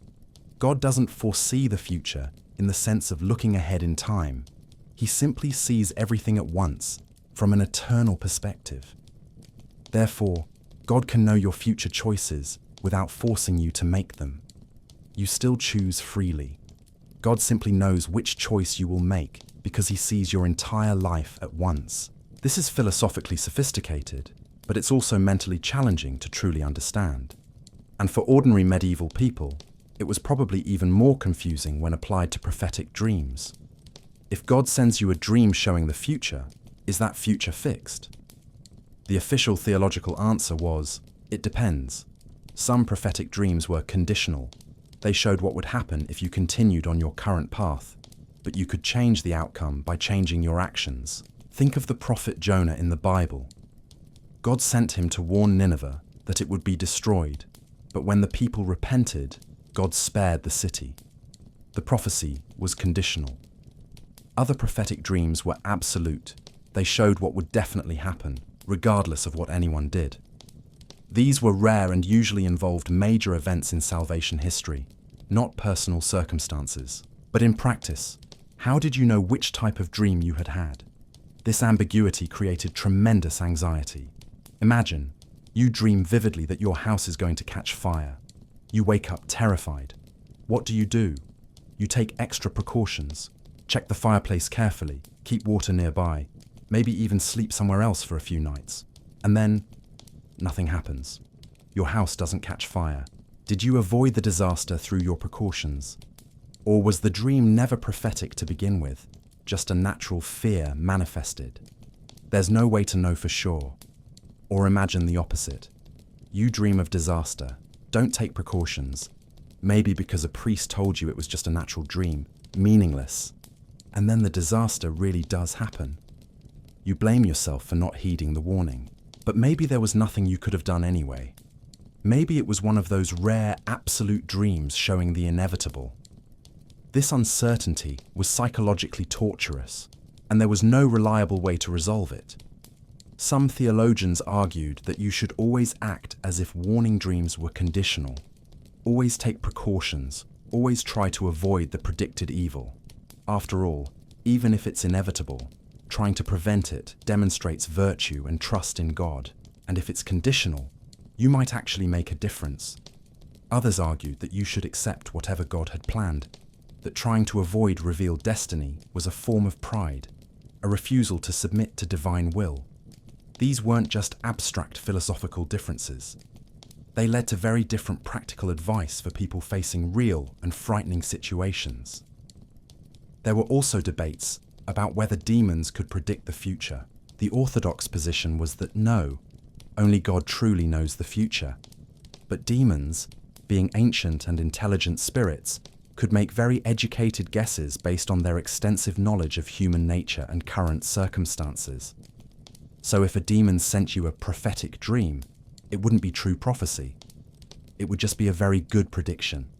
And crucially, demons could then work to make that prediction come true, creating a self-fulfilling prophecy. This was seen as one of their most insidious tactics. Plant a dream in your mind showing something terrible, and then manipulate events and your reactions to make it happen, all to make you believe the future is fixed and you have no control, leading to despair. Despair was considered one of the worst sins in medieval theology, the loss of hope in God's mercy. And dreams could be weapons in that spiritual battle. Now, let's consider a related aspect: dreams about the dead. These were particularly laden with theological and emotional significance. In medieval belief, when someone died, their soul went to one of three places: heaven, if they were a saint; hell, if they died in mortal sin without repentance; or purgatory, if they died in a state of grace, but still needed purification before entering heaven. Purgatory was a crucial concept in medieval theology. It was a place or temporary state of purifying suffering. Souls in purgatory would eventually go to heaven, but first needed to be cleansed of venial sins and the temporal consequences of sins that had been forgiven but not fully expiated. And here's the important part: the living could help souls in purgatory through prayers, masses, alms, and other good works. This created a continuous connection between the living and the dead, a community that transcended death. So when you dreamed of someone who had died, this was often interpreted as that soul communicating with you from beyond, usually from purgatory. The soul might be asking for prayers to speed its liberation, or it might be offering guidance, warnings, or comfort. These dreams were taken extremely seriously. If you dreamed of a deceased relative who seemed to be in distress, you would immediately commission masses for their soul, make donations to the church in their name, intensify your prayers. You had a moral obligation to help. There are fascinating stories recorded of people who repeatedly dreamed of deceased relatives pleading for help, and who then dedicated significant resources, sometimes their life savings, to ensure that masses were said for those souls. Some people even made pilgrimages on behalf of the dead, believing that the spiritual merits of the pilgrimage could be transferred to the soul in purgatory.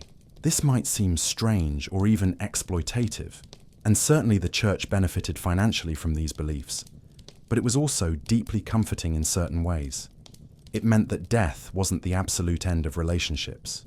You could still do something for those you loved, even after they were gone.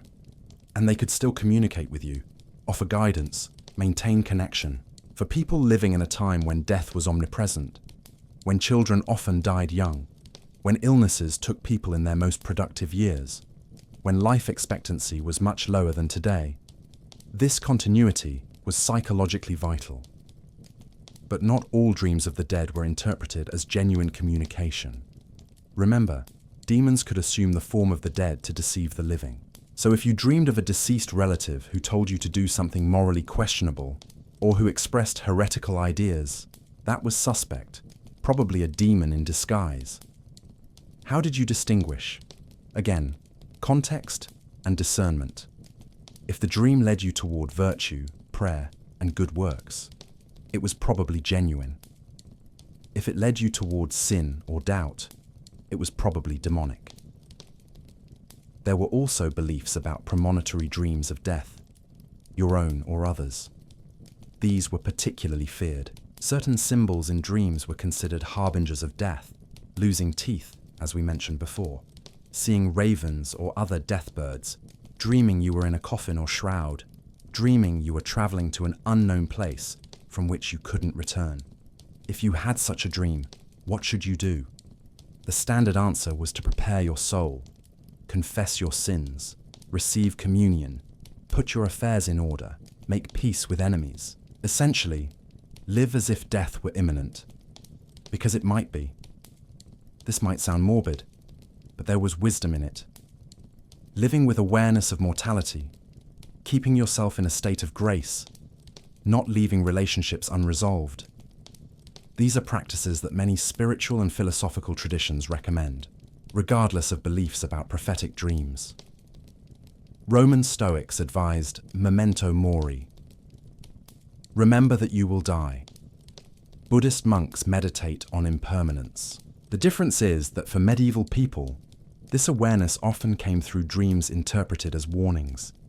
There were also dreams about the end of the world, apocalyptic visions of the final judgment, of Christ's second coming, of the earth's destruction. These were particularly common during periods of social crisis, plagues, wars, famines. The church had a complicated relationship with such dreams. On one hand, the Bible was full of apocalypticism, especially the book of Revelation. On the other hand, the church discouraged excessive speculation about exactly when the end would come, because Jesus had said that of that day and hour no one knows. So apocalyptic dreams were recognized as possible. God could reveal such things, but were also viewed with suspicion. They could be products of fear and imagination, or even demonic manipulation to cause panic. During the Black Plague in the 14th century, when a third of Europe's population died, apocalyptic dreams were apparently common. People lived in constant terror, seeing death everywhere, and their dreams reflected that terror. Many genuinely believed the end of the world had come, that the plague was the beginning of the apocalypse. Preachers used these fears, sometimes interpreting the plague as divine punishment for collective sins, calling people to repentance. Individual dreams were sometimes cited as evidence that God was sending final warnings before judgment. With the benefit of hindsight, we know it wasn't the end of the world. Humanity survived. Europe eventually recovered. But for people living through it, with their dreams full of death and destruction, the sense of imminent apocalypse was viscerally real. And here's a modern parallel worth considering. During global crises, world wars, the Cold War with nuclear threat, and more recently the COVID-19 pandemic, many people reported more vivid dreams, often disturbing, sometimes apocalyptic. Psychologists explain this as our minds processing collective trauma and uncertainty, but the phenomenon is the same as what medieval people experienced. The difference is only how we interpret it. They saw divine messages or demonic attacks. We see psychological processing of stress.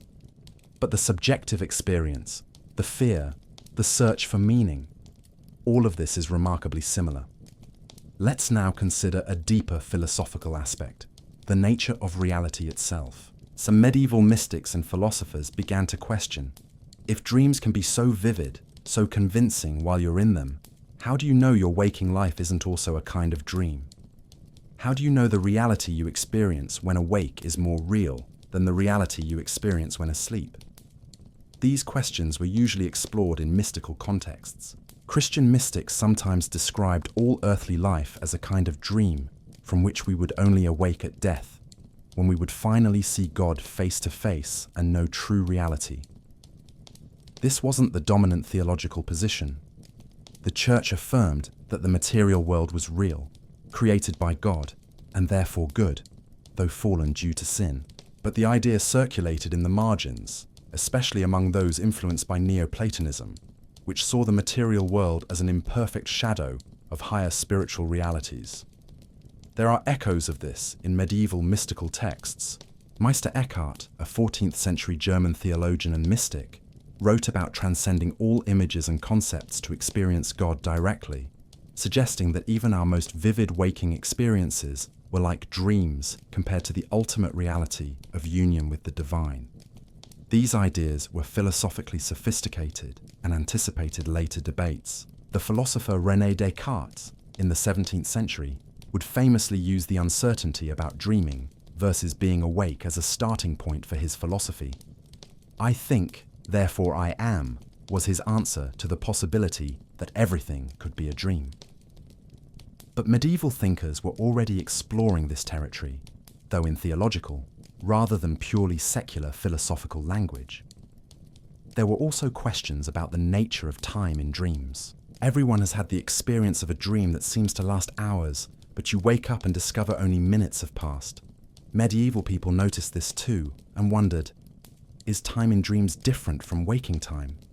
And if it is, what does that say about the nature of time itself? Some theologians suggested that in dreams, especially dreams sent by God, you might experience something of God's eternal perspective, where time doesn't work the same way as in earthly existence. A moment could contain an eternity of experience.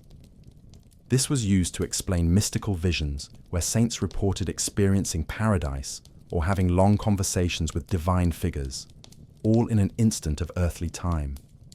It wasn't that they were lying or exaggerating. They really had experienced it, but in a different temporal modality. These ideas are surprisingly resonant with concepts from modern physics about the relativity of time, although obviously medieval people didn't have the scientific framework we do. But they were dealing with the same puzzling observations about how subjective experience of time can vary drastically from objective measurements. So what did all of this mean for how medieval people lived their daily lives? It meant they existed in a state of constant uncertainty about the nature and meaning of their inner experiences. Every dream was potentially significant, but also potentially deceptive. You had to be constantly vigilant, constantly discerning, constantly seeking guidance. This was exhausting, but it also gave life a quality of depth and meaning that perhaps has been lost in our secular era. Nothing was just what it seemed on the surface. Everything, every dream, every coincidence, every unexpected event could be part of a larger pattern, a divine narrative unfolding. This could be terrifying, but it could also be comforting. It meant you weren't alone, that your experiences mattered, that there was meaning even in suffering. And perhaps there's something we can learn from this, even if we don't share the specific theological beliefs. The practice of paying attention to our inner experiences, of seeking meaning, of living with awareness that there's more to life than just the material surface. These are practices that many modern people are rediscovering through mindfulness, therapy, diverse spiritual practices. Medieval people had a different framework, a different language, but were engaged in the same fundamental human project, trying to understand who we are, why we're here, how we should live. And their dreams, with all the anxiety and wonder they brought, were a central part of that quest. They were the place where the divine and human met, where the future cast shadows on the present, where the dead could still speak with the living, where the very nature of reality became questionable and mysterious. But dreams weren't just personal and private matters. They also played roles in larger historical events, influencing the decisions of kings and popes, shaping the course of wars and politics. And it's to these social and political dimensions of dreams that we'll turn next, where we'll discover that dreams could be tools of power, weapons of propaganda, and sometimes genuine catalysts for historical change. Dreams didn't remain confined to the dark bedrooms and private consciousnesses of ordinary people. They leaked into the public world, into royal courts, into war councils, into the chambers where decisions that would affect millions were made. And when powerful people dreamed, or claimed to dream, the consequences could reverberate through entire nations. Let's start with a fundamental principle. In the Middle Ages, political power and spiritual power were deeply intertwined. Kings didn't rule merely by military force or administrative skill. They ruled by divine right. Their authority came, supposedly, directly from God. They were anointed in elaborate religious ceremonies, received blessings from bishops and popes, were seen as God's representatives on earth. So if a king claimed to have received a dream from God, this wasn't just a curious personal experience. It was potentially a divine revelation about how he should govern, what policies he should adopt, what wars he should wage. And challenging such a dream could be seen as challenging God's will itself. This created tremendous opportunities for manipulation, but it also created genuine responsibilities. A A king who claimed false divine dreams risked not just his earthly reputation, but his immortal soul. The threat of eternal damnation was a real, though not always effective, check against outright fraud. There are fascinating historical examples of dreams influencing important political decisions. One of the most famous comes from before the Middle Ages proper, but established a precedent that echoed through the centuries. Emperor Constantine and his vision before the Battle of the Milvian Bridge in 312 AD. According to later accounts, Constantine saw a cross of light in the sky with the words, "In hoc signo vinces," "In this sign you will conquer." That night, he supposedly dreamed that Christ appeared to him and told him to use the Christian symbol on his battle standards. He obeyed, won the battle, and subsequently became the first Roman emperor to embrace Christianity, fundamentally changing the course of Western history. How literally should we take this story? Historians debate, but what's undeniable is that the story was told, believed, and used to legitimize Constantine's conversion and the subsequent Christianization of the Roman Empire. The dream, real or constructed, had massive historical consequences. This precedent established a pattern. Dreams could be invoked to justify important political and religious changes. And throughout the Middle Ages, rulers continued using dreams this way. Charlemagne, the great Frankish emperor crowned in 800 AD, supposedly had prophetic dreams that guided his conquests and his mission to spread Christianity. Medieval biographies of Charlemagne include descriptions of dreams where he received divine guidance about military campaigns, where to expand his empire, how to deal with pagan peoples. Again, it's hard to know how literal these accounts were, but they served important purposes. They legitimized Charlemagne's conquests as holy wars ordained by God, not merely secular aggression. They transformed a conqueror into a divine instrument. During the Crusades, those military expeditions to recapture the Holy Land from Muslims, dreams played significant roles at multiple levels. Leaders of the Crusades reported dreams where saints or Christ himself appeared to them, encouraging them, promising victory, offering tactical guidance. A particularly fascinating example comes from the First Crusade. During the Siege of Antioch in 1098, when the Crusaders were desperate, starving, and on the brink of defeat, a peasant named Peter Bartholomew claimed to have had a series of visions where St. Andrew appeared to him, telling him that the Holy Lance, the lance that had pierced Christ's side at the crucifixion, was buried in a church in Antioch. The Crusade leaders were skeptical, but they were desperate. They allowed Peter to lead an excavation, and surprisingly, or suspiciously, depending on your perspective, a lance was found. This galvanized the Crusaders, who saw it as a sign of divine favor. Their morale soared, they launched an attack, and they achieved an unlikely victory. Was the lance genuine? Probably not. Most modern historians believe it was planted. Was Peter's dream real?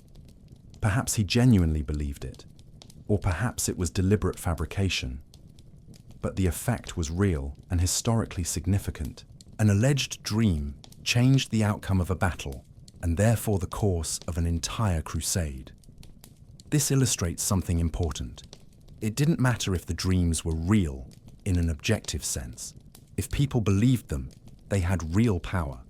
They could motivate armies, justify policies, change history, and because everyone knew this, there was always suspicion that politically convenient dreams could be fabricated. The Church tried to maintain some control over this, insisting that dreams claimed by public figures be examined by religious authorities before being accepted as genuine. But in practice, this was hard to enforce, especially when the person claiming the dream was themselves powerful. Let's consider another example. Joan of Arc, perhaps the most famous figure associated with divine visions and voices in medieval history. Joan was a teenage peasant girl who, in the early 15th century, claimed to begin receiving visions and hearing the voices of saints, particularly St. Michael, St. Catherine, and St. Margaret. These voices, she said, ordered her to help the Dauphin Charles be crowned King of France and expel the English who occupied much of the country during the 100 Years' War. Notably, Joan didn't describe these experiences primarily as dreams, but as visions she received while awake. But the line between waking visions and dreams was often blurred in medieval experience and interpretation, and she also reported experiences during altered states of consciousness that could include sleep or trance. What's extraordinary is that she was taken seriously. She gained an audience with the Dauphin, convinced him of her divine mission, was given armor and troops, and led successful military campaigns that turned the tide of war. She was present when Charles was crowned at Reims, fulfilling part of her prophesied mission. Of course, the story ends tragically.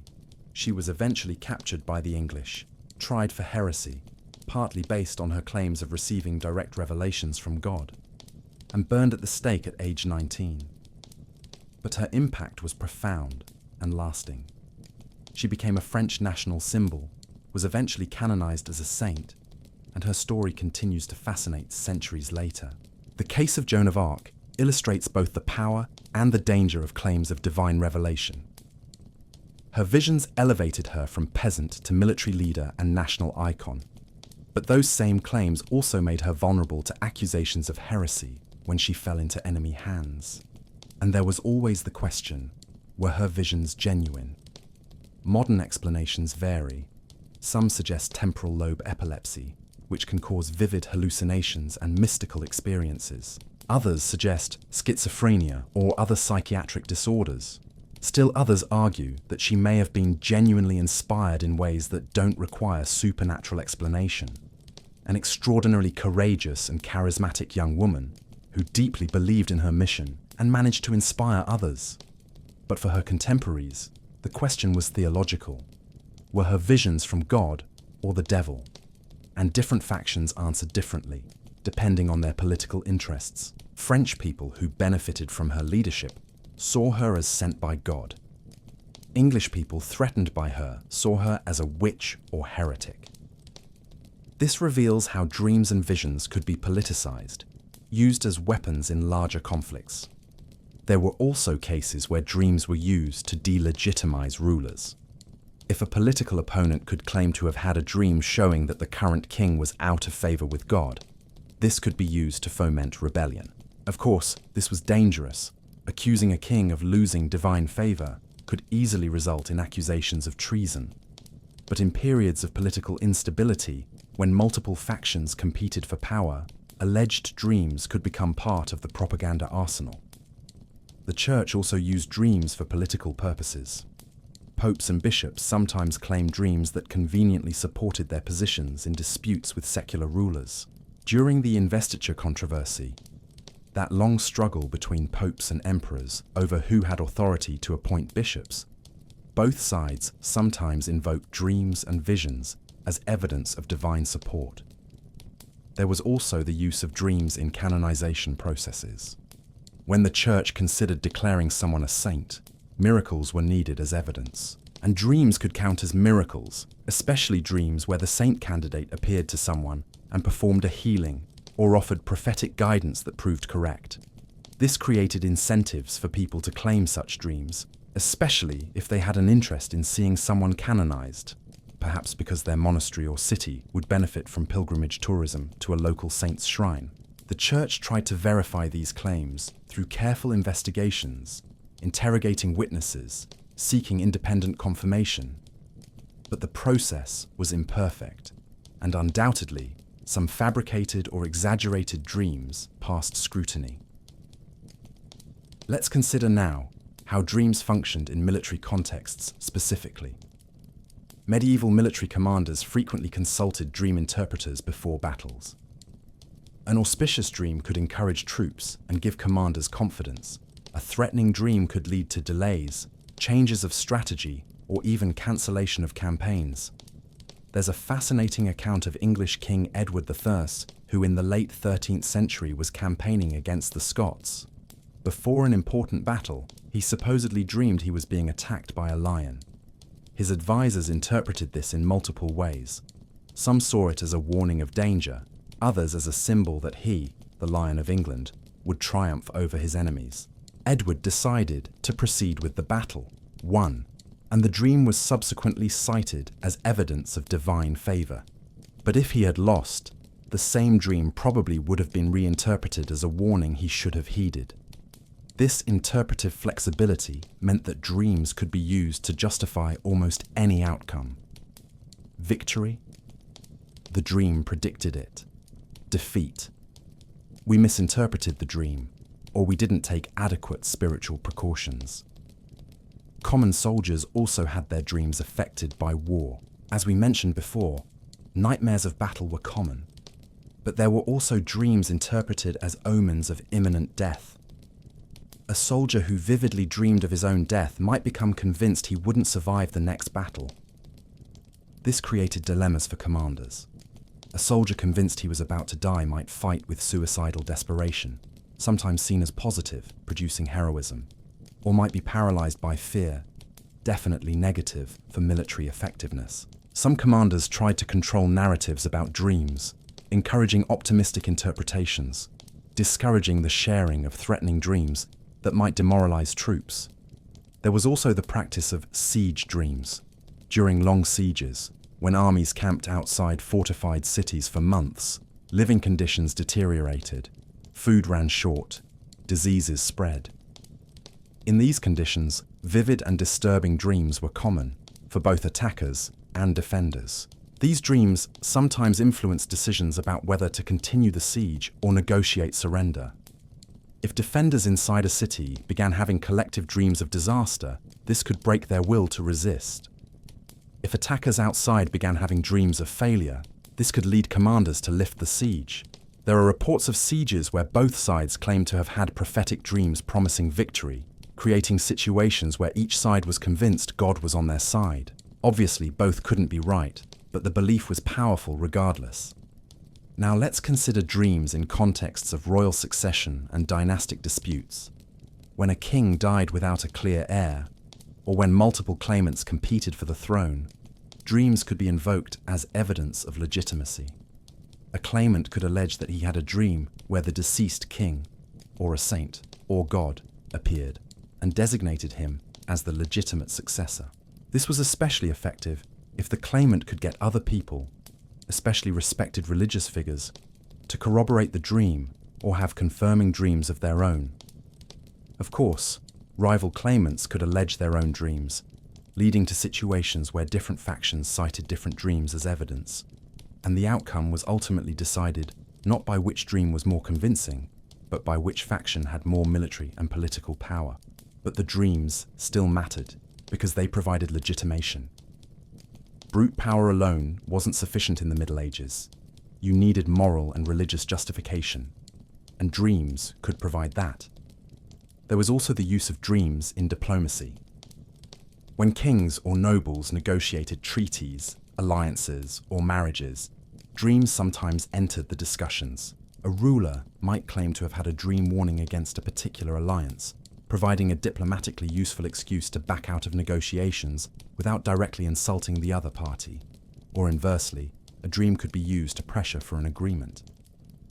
God showed me in a dream that we should unite our houses was a difficult argument to refute without seeming to challenge God's will. If you're fascinated by how dreams and superstition shaped important historical decisions, subscribe to the channel to explore more surprising stories like this. Turn on notifications so you don't miss our next videos, and leave a comment telling us where you're watching from and what time it is there. We love knowing that our community spans the entire world, connecting curious people in different time zones. Your participation strengthens our community. Let's now consider a particularly interesting aspect: collective or shared dreams. There were occasional reports of multiple people in a community having similar dreams on the same night, especially during periods of crisis. For example, during plague epidemics, there were sometimes reports of many people in a city dreaming of figures of death, angels of judgment, or apocalyptic visions. From a modern perspective, we can explain this as shared anxiety producing similar dream themes. But for medieval people, this was seen as God sending a collective message, a warning for the entire community. These collective dreams could lead to communal actions, mass religious processions, collective fasting, expulsion of scapegoats blamed for God's wrath, frequently vulnerable minorities like Jews, tragically. There was also the phenomenon of dream contagion, where one person reporting a vivid dream influenced the dreams of others. If a respected community member reported a prophetic dream, others might subsequently have similar dreams, creating a reinforcement effect that made the original message seem more credible. Modern psychologists recognize this as a real phenomenon. We're influenced by the narratives we hear, and this can affect our own dreams. But in the Middle Ages, it was interpreted as confirmation that the original dream was genuinely divine, with God sending the same message through multiple channels to ensure it was received. Now, it's important to note that not everyone in the Middle Ages was credulous about political dreams. There were skeptics, especially among the educated elite, who recognized that dreams could be fabricated or exaggerated for political purposes. Some medieval chroniclers, when recording claims of dreams by powerful figures, included carefully qualified language. He claimed to have dreamed rather than he dreamed, signaling subtle skepticism. Some royal advisors were known for counseling caution about relying too heavily on dreams, especially when they conveniently supported policies the ruler already wanted to follow. There was a recognition, at least in some circles, that dreams could be used as rhetorical tools, as ways of framing political decisions in religious terms to make them more palatable or legitimate. But even skeptics had to be careful. Openly challenging a dream claimed by someone powerful could be dangerous. So skepticism often had to be expressed indirectly, through suggestions that perhaps the dream was misinterpreted, or that it needed more discernment rather than outright rejection. This dynamic created an environment where genuine dreams, misinterpreted dreams, and completely fabricated dreams all circulated, and distinguishing between them was extremely difficult. And here's a modern parallel worth considering. We still see political and religious leaders claiming divine inspiration, visions, or special guidance to justify their actions. The language may be different, less about literal dreams, more about feeling called or being guided, but the rhetorical function is similar. And we still face the same challenges of discernment. How do you distinguish between genuine claims of spiritual experience, sincere self-deception, and calculated manipulation? There's no easy way to do it, now or then. Perhaps the lesson is that whenever power and spirituality mix, there's potential for both genuine inspiration and exploitation, and that we need healthy skepticism combined with openness to the possibility that sometimes people really are motivated by deep convictions that transcend calculated self-interest. Medieval people struggled with these same tensions, and their dreams, real, exaggerated, or fabricated, were part of how they navigated the complex world of politics, power, and faith. But dreams didn't just influence the powerful. They also played roles in the lives of ordinary people, in ways that could have significant social consequences. And it's to these more everyday, but no less important, dimensions of medieval dreams that we'll turn next, where we'll discover how dreams affected relationships, local communities, and the daily texture of medieval life. While kings and popes used dreams to justify wars and policies, ordinary people also lived in a world where dreams permeated daily life in profound and practical ways. For a peasant in a medieval village, for a craftsman in a city, for a housewife managing a home, dreams weren't philosophical abstractions or distant political tools. They were immediate experiences that could affect decisions about work, family, relationships, and survival. Let's start with something fundamental: dreams and marriage. In medieval society, marriages were often arranged, especially among families of some social standing. But even in arrangements, there was room for personal considerations, and dreams could play surprisingly important roles in these decisions. If a young woman repeatedly dreamed of a particular suitor, this could be interpreted as a sign that the marriage would be auspicious. Conversely, if she dreamed of disaster, violence, or unhappiness associated with a suitor, this could give her and her family reasons to reconsider the arrangement. Of course, this also created opportunities for manipulation. A young woman who didn't want to marry a particular suitor could claim threatening dreams. Or a family that favored one suitor over another could encourage interpretations of dreams that supported their preference. But there were also cases where dreams seemed to have been taken genuinely seriously, even when they went against economic or political interests. There are records of arranged marriages being cancelled because one of the parties had persistent dreams of bad luck, and the families decided that defying what seemed to be a divine warning was too risky. Once married, people continued to pay attention to dreams in relation to their marriages. Dreaming of infidelity, your own or your spouse's, was disturbing and could lead to real suspicions, interrogations, even accusations. The line between dream and reality could become blurred when strong emotions were involved. Imagine, you wake from a vivid dream where you saw your spouse with another person. The dream felt so real that you still feel the betrayal, the anger, the pain. You know rationally it was just a dream, but the emotion persists. And in the medieval mindset, there was always the possibility that the dream was prophetic, or that it was revealing something that was really happening. This could create real tension in relationships. A spouse accused based on a dream would have to defend themselves against something they never did, which is almost impossible to do convincingly. How do you prove a negative? Priests who heard confessions and counseled couples had to navigate these delicate situations, trying to distinguish between dreams that reflected legitimate anxieties, perhaps based on actual suspicious behavior, and dreams that were just products of insecurity or imagination. Dreams were also important in relation to fertility and pregnancy. Couples struggling to conceive could seek prophetic dreams about whether they would have children. Pregnant women paid special attention to their dreams, looking for clues about the baby's sex, the child's health, the outcome of childbirth. Certain dreams were considered particularly auspicious, omens for pregnancy. Dreaming of clear, flowing water, dreaming of fertile gardens, dreaming of abundant harvests, all were seen as positive signs. Dreaming of dryness, sterility, or death was obviously disturbing.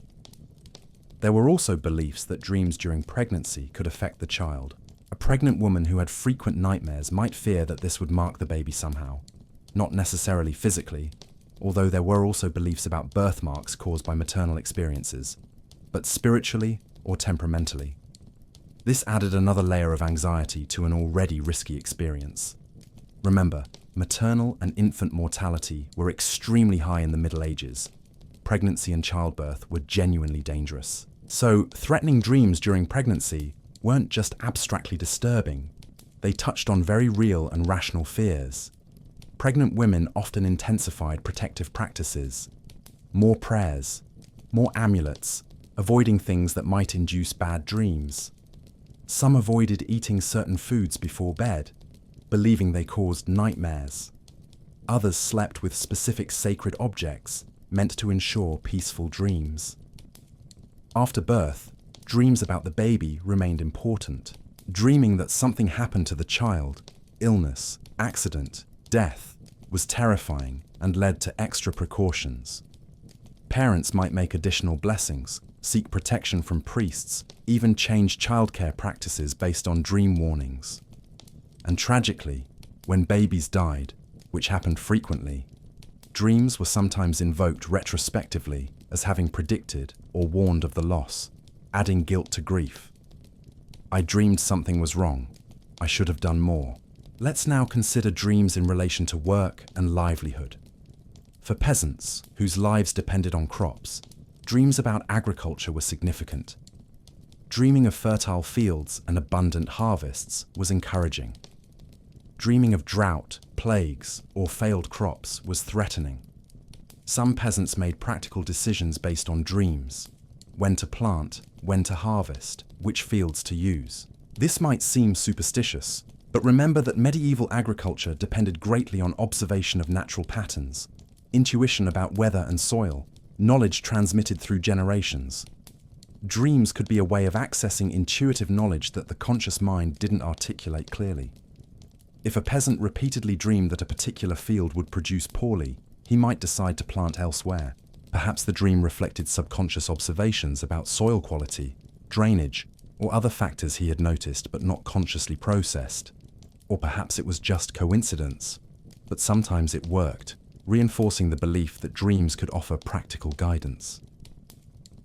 For craftsmen and merchants, dreams could relate to business. Dreaming about business transactions, about customers, about competitors, all of this was interpreted.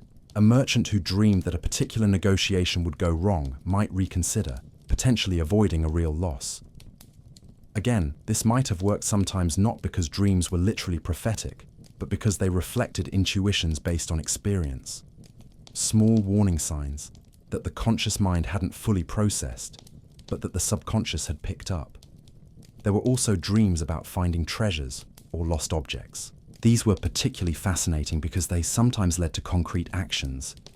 People actually going out to dig in places they had dreamed about, searching for objects in locations revealed in dreams. Occasionally this apparently worked. There are medieval reports of people finding lost objects or even buried treasures in places they had dreamed about. Of course, there are multiple possible explanations. Perhaps they had seen something before and forgotten consciously, but the memory persisted subconsciously and emerged in a dream. Or perhaps it was pure coincidence. If enough people act on dreams, some will succeed by chance. But for the people involved, it seemed miraculous, confirmation that dreams could reveal hidden knowledge. This sometimes led to problems. If someone claimed to have dreamed about buried treasure on another person's property, this created disputes. Who owned the treasure? The property owner, or the person whose dream revealed it? There were medieval legal cases dealing with exactly these questions. Let's now consider dreams in communal contexts. In small villages where everyone knew each other, dreams could affect social relationships and reputations. If someone dreamed that a neighbor had harmed them, stolen from them, cursed them, caused damage in some way, this could create real suspicion and tension. Even knowing it was just a dream, the emotion and distrust could persist. This was especially dangerous for people already marginalized or suspect. If multiple people in a village began having bad dreams involving the same person, perhaps an elderly woman living alone, or someone who was different in some way, this could escalate to accusations of witchcraft. The logic was, why would so many people be dreaming about this person in negative ways, unless she was really doing something malevolent, perhaps sending evil spirits or curses that manifested in dreams? This could create vicious cycles. Once someone was under suspicion, other people paid more attention to any dream involving that person, interpreting even neutral dreams in negative ways. The suspicion fed on itself, sometimes leading to tragic outcomes.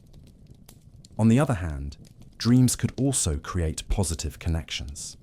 If someone dreamed that a neighbor needed help, this could lead them to check, perhaps discovering a real need. This strengthened communal bonds and was seen as God working through dreams to care for his people. There were also shared dreams in communal religious contexts. During religious festivals, pilgrimages, or other collective spiritual events, people sometimes reported having similar dreams, which was interpreted as shared spiritual experience, a sign of divine favor on the community. Monasteries and convents had their own dream cultures. Monks and nuns often shared significant dreams with their communities, and these dreams could influence communal life, decisions about leadership, interpretations of rules, directions for the monastery's work. Some monasteries kept records of dreams, especially dreams that seemed prophetic or spiritually significant. These records served multiple purposes. They documented the community's spiritual history, provided examples for teaching about discernment, and sometimes were used as evidence in canonization processes if a community member was being considered for sainthood. There were also practices of communal dream incubation in some monastic contexts. A community facing a difficult decision could dedicate a night to prayer and fasting, with members sleeping in sacred places, like the chapel, hoping God would send guidance through dreams. The next morning, dreams would be shared and discussed collectively, seeking patterns or clear messages. This might sound strange, but it was essentially a form of collective decision-making that incorporated intuition and subconscious reflection along with rational deliberation. It's not so different from modern brainstorming practices or sleeping on important decisions. Let's now consider dreams in relation to justice and dispute resolution. In some communities, dreams could be invoked in legal contexts, although with varying results. If someone claimed to have been wronged but had no evidence, a dream could be offered in support. I dreamed that so-and-so stole my cattle, and then I discovered it was missing. This would rarely be sufficient by itself for conviction, but could contribute to a case, especially if combined with other circumstantial evidence. There were also practices of trial by dream in some cultures that interacted with medieval Europe. The idea was that if two people disputed something and there was no way to determine the truth, both could sleep in a sacred place, and God would reveal the truth through dreams, either giving the innocent person a clear dream confirming their position, or giving the guilty person a terrifying nightmare that would lead them to confess. This was more common in folk traditions than in official church law, but persisted in some areas, especially in more remote regions where formal legal authority was weak. There was also the use of dreams in communal healing. Local healers, often women, sometimes called wise women, sometimes diagnosed illnesses based on dreams. The patient would describe their dreams, and the healer would interpret them to determine the cause of the illness, imbalance of humors, curse, divine punishment, and appropriate treatment. Or the healer themselves might seek a dream about how to treat a particularly difficult patient. They could sleep with herbs under their pillow, pray for guidance, and then use any insight that came in dreams to guide treatment. From a modern perspective, this was obviously unscientific. But in a context where formal medicine was limited, expensive, and often no more effective than folk remedies, this intuitive approach sometimes worked, not because dreams were literally prophetic, but because experienced healers had practical knowledge that could emerge through intuitive processes, and the placebo effect was real. If a patient believed the healer had received divine guidance through a dream about how to cure them, this could increase treatment effectiveness through increased expectation and belief. Let's now consider a darker aspect: dreams and communal violence. As we mentioned before, dreams could contribute to accusations of witchcraft, but they could also play roles in other types of collective violence. During periods of social tension, famines, epidemics, conflicts, collective dreams about threats could contribute to panics and violence against scapegoats. If many people in a community began having nightmares about invasion, poisoning, or other dangers, and if these anxieties were directed toward a particular group, often religious or ethnic minorities, this could escalate to real violence. Pogroms against Jewish communities in medieval Europe sometimes involved accusations based on dreams, claims that people had dreamed of Jews performing sinister rituals, poisoning wells, or other malevolent actions. These accusations were completely false, products of prejudice and anxiety projected into dreams, but had terrible and real consequences. This illustrates the darker side of taking dreams too seriously, especially in communal contexts where individual dreams could become collective narratives that justified injustice. But there were also more positive uses of dreams in community building. Shared dreams about patron saints, about divine protection of the community, about prosperous future. These could strengthen collective identity and cohesion.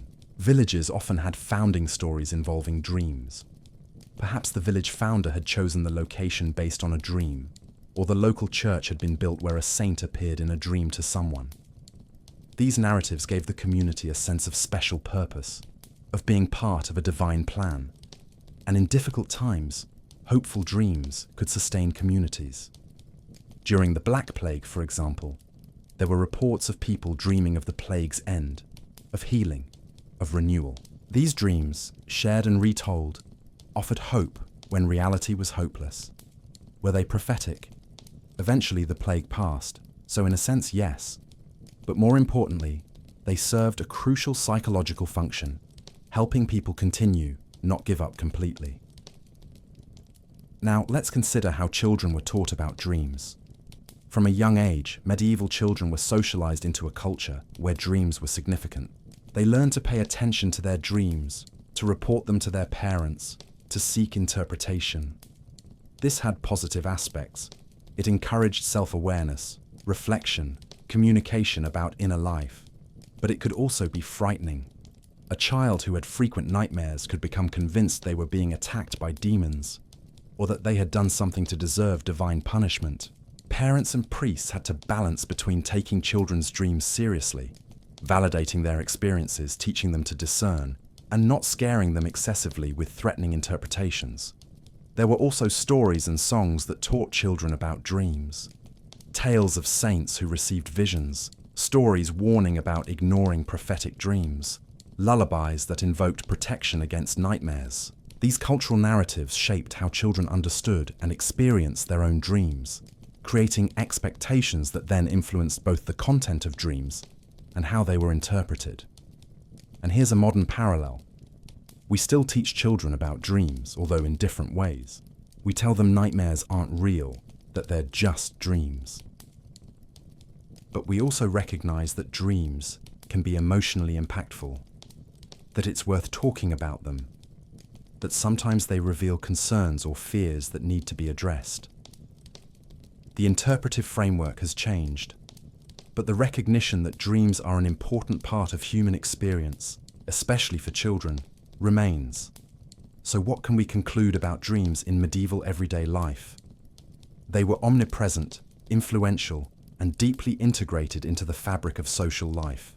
They weren't just private curiosities, but events that could affect relationships, decisions, reputations, and even survival. This created a world where inner life was taken very seriously, where subjective experiences had objective weight, where the line between spiritual and material was constantly blurred.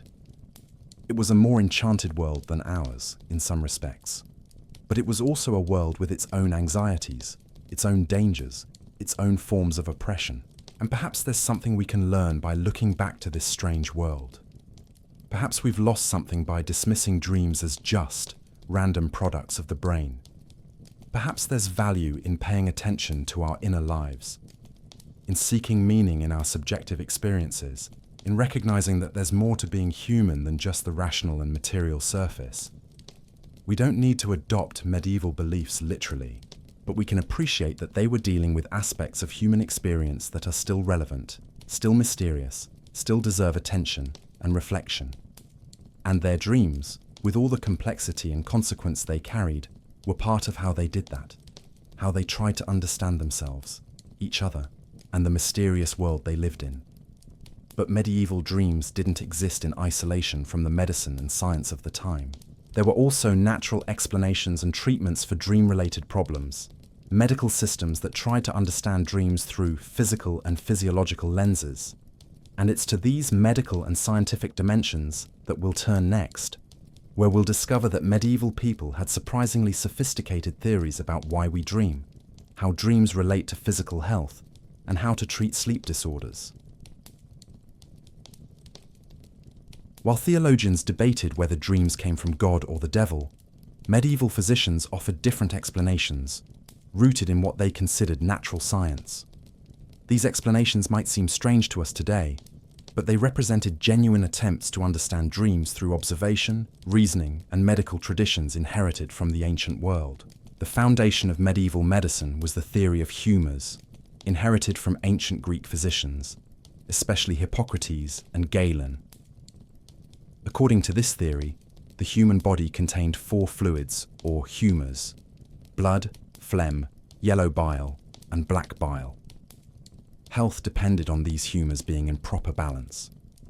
Disease resulted from imbalances, too much or too little of a particular humor. And dreams were seen as reflections of the state of your humors. The content and quality of your dreams could reveal which humors were in excess or deficiency, providing valuable diagnostic clues for trained physicians. Let's explore how this worked in practice. If you dreamed of blood, fire, redness, heat, or violence, this suggested excess blood or yellow bile, the hot humors. You might be suffering from a condition physicians called plethora, too much blood in the system. The treatment? Bloodletting, the practice of removing blood from the body through cuts or leeches. Bloodletting was extremely common in medieval medicine. It was used to treat a vast range of conditions, and dreams were often part of the diagnostic process. A physician would ask about your recent dreams, looking for patterns that indicated which humours needed rebalancing.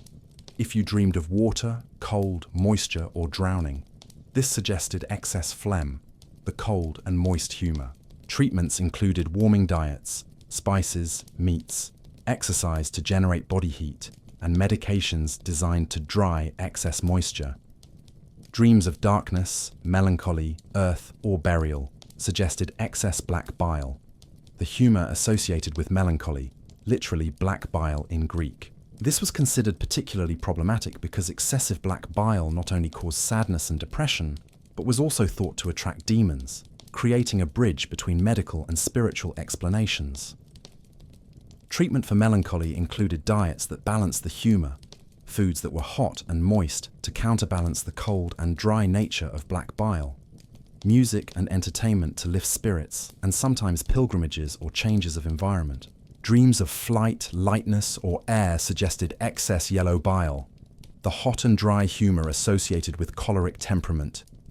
Treatments included cooling diets, avoiding spicy or stimulating foods, and sometimes cold baths. But the humoral theory was just one layer of medical explanation for dreams. There were also considerations about digestion and diet. Medieval physicians, following Galen and other ancient authors, believed that difficult digestion produced vapours that rose to the brain during sleep, causing disturbing dreams. Eating too much, or eating heavy or indigestible foods before bed, was seen as a common cause of nightmares. This isn't completely wrong from a modern perspective. We know that eating heavy before sleep can affect sleep quality and dreams, although the mechanisms are different from what medieval people thought. Dietary recommendations for healthy dreams included eating light meals at night, avoiding red meat and rich foods near bedtime, preferring easily digestible foods like white bread and fish. Wine in moderation was sometimes recommended because it was thought to aid digestion, but excess was warned against because it would produce disturbing vapours. There were also theories about how different foods affected specific types of dreams. Hot foods like garlic, onion, and spices could produce dreams of fire, anger, or passion. Cold foods like cucumber or melon could produce dreams of water or cold. Dry foods like toasted bread could produce dreams of deserts or dryness. These associations were based on the theory that foods had inherent qualities, hot, cold, moist, dry, that affected the body and therefore dreams. It was an internally consistent system, even if it doesn't match our modern understanding of nutrition and neurology. Physicians also considered sleeping position. As we mentioned before, sleeping on your back was generally discouraged because it was believed to allow digestive vapours to rise more easily to the brain, causing nightmares. Sleeping on your right side was preferred because it was thought to aid digestion and produce calmer dreams. There are even medieval medical texts with diagrams showing recommended sleeping positions, with detailed explanations of how each position affected the flow of humours and vapours through the body. Now, let's consider how medieval physicians understood nightmares specifically. They had a term for particularly severe nightmares, ephialtes, from Greek, or incubus, from Latin. As we mentioned before, this referred to the experience of feeling a crushing weight on the chest during sleep, accompanied by paralysis and intense terror. Physicians offered natural explanations for this. Galen had suggested it was caused by heavy vapours from difficult digestion pressing on the heart and lungs. Other medieval physicians elaborated on this, suggesting that certain foods or bodily conditions produce particularly dense and heavy vapours that literally weighed on the sleeping person's chest. Medical treatments for incubus included dietary changes, avoiding heavy foods, bloodletting to reduce plethora that might be producing excess vapours, medications to improve digestion, and changes in sleeping position. But here's the interesting part. Physicians recognized that their natural explanations didn't exclude supernatural explanations. A physician could treat incubus with physical remedies while also recommending prayers and spiritual protections. The two approaches were seen as complementary, not contradictory. This reflects a fundamental characteristic of the medieval mindset, the refusal to completely separate natural and supernatural. God had created nature, so working with natural causes was also, ultimately, working within the system created by God. And God could use natural causes for supernatural purposes. There were also specific medical conditions that were thought to affect dreams. Fever, for example, was known to produce vivid and disturbing dreams. Medieval physicians explained this as the heat of fever agitating the humours and producing turbulent vapours that disturb the brain. They were right that fever affects dreams, although the actual mechanism, elevated body temperature affecting brain function, is different from what they thought. Melancholy, what we would today call depression, was strongly associated with disturbing dreams. People suffering from melancholy reported frequent nightmares, dreams of death and despair, insomnia. Medieval physicians saw this as part of the disease picture, caused by excess black bile affecting both waking mood and sleep experiences. Treatments for melancholy, therefore, were expected to improve dreams too. If you balance the humours, both waking symptoms and sleep symptoms should improve. Epilepsy was another condition linked to dreams. There were observations that some people had seizures during sleep, or that certain seizures were preceded by dreamlike experiences. Medieval physicians didn't understand the neurology of epilepsy, but recognized the connection between the condition and abnormal sleep experiences. Treatments for epilepsy were varied and often ineffective, but included herbal medications, dietary changes, and sometimes surgical interventions like trepanation, drilling a hole in the skull, supposedly to release vapors or evil spirits. Fortunately, trepanation for epilepsy was rare, reserved for extreme cases. There was also recognition that physical trauma to the head could affect dreams. People who had suffered head injuries sometimes reported changes in their sleep patterns and dreams. Medieval physicians didn't understand traumatic brain injury the way we do, but observed the connection and tried to treat it through their available methods. Now, let's consider herbal remedies specifically for dreams. The medieval pharmacopoeia included numerous herbs thought to affect sleep and dreams. Poppy, source of opium, was known to induce deep sleep and was used for insomnia and pain. But it was also recognized as dangerous in excess. Overdoses could cause sleep from which the person didn't wake, death. So it was used cautiously, usually only by trained physicians. Valerian was used to calm nerves and promote sleep. It's interesting that valerian is still used today as a natural sleep aid, and there is some scientific evidence of effectiveness. Medieval people, through trial and error, had identified an herb that really does have mild sedative properties. Chamomile was used similarly, to calm and promote peaceful sleep. Again, this is consistent with modern use. Hops, now better known as an ingredient in beer, was used as a sedative and to treat insomnia. There is modern evidence that hops has mild sedative properties, so in some cases, medieval herbal remedies for sleep had genuine efficacy, even though the theoretical explanations, balancing humours, dissipating vapours, were wrong. But there were also many remedies that were probably ineffective or based on magical reasoning, using a particular stone under the pillow, using amulets made from certain plants, reciting specific incantations.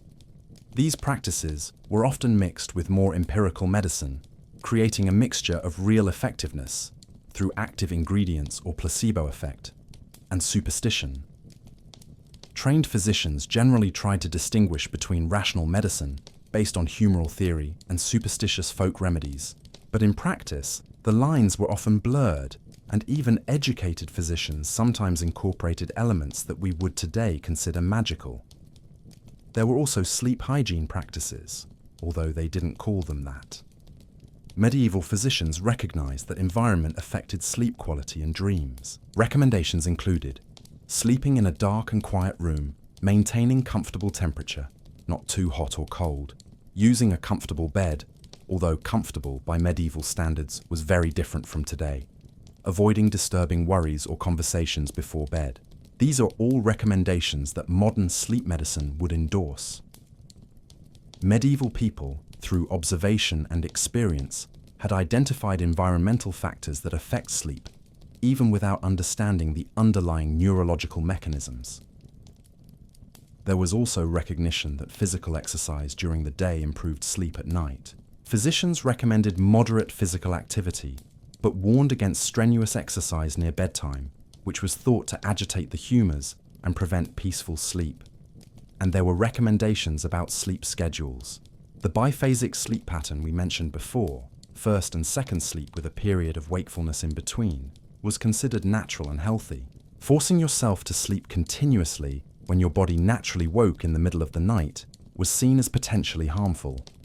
This is interesting because some modern sleep researchers have suggested that biphasic sleep may be more natural to humans than the 8 uninterrupted hours that our modern society values.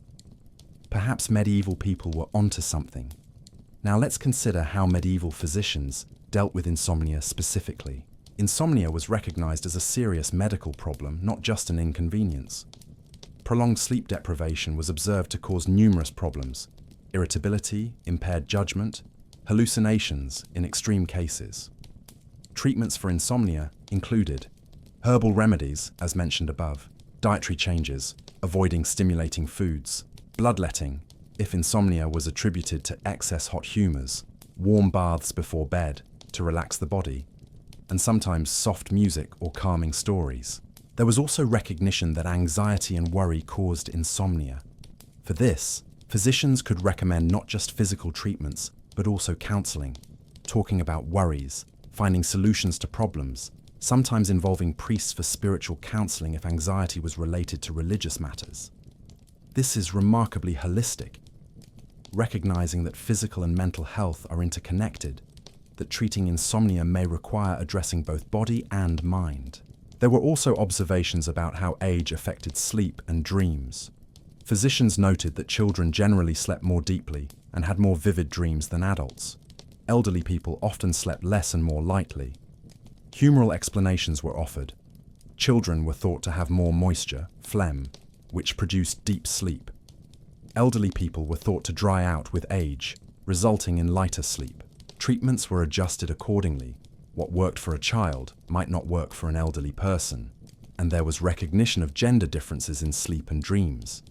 Women were thought to have different constitutions from men, colder and moister according to humoral theory, and therefore have different sleep and dream patterns.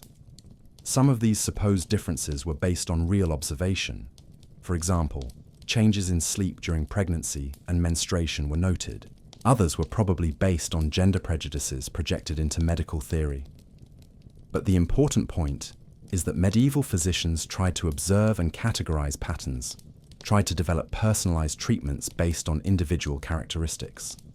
This is consistent with good medical practice, even though the specific theories were wrong. Now, there was also an astrological dimension to medieval medicine that affected how dreams were understood and treated. Medical astrology was widely practiced, the belief that positions of planets and stars affected health and that treatments should be timed accordingly. Some physicians believed that certain planets influenced dreams.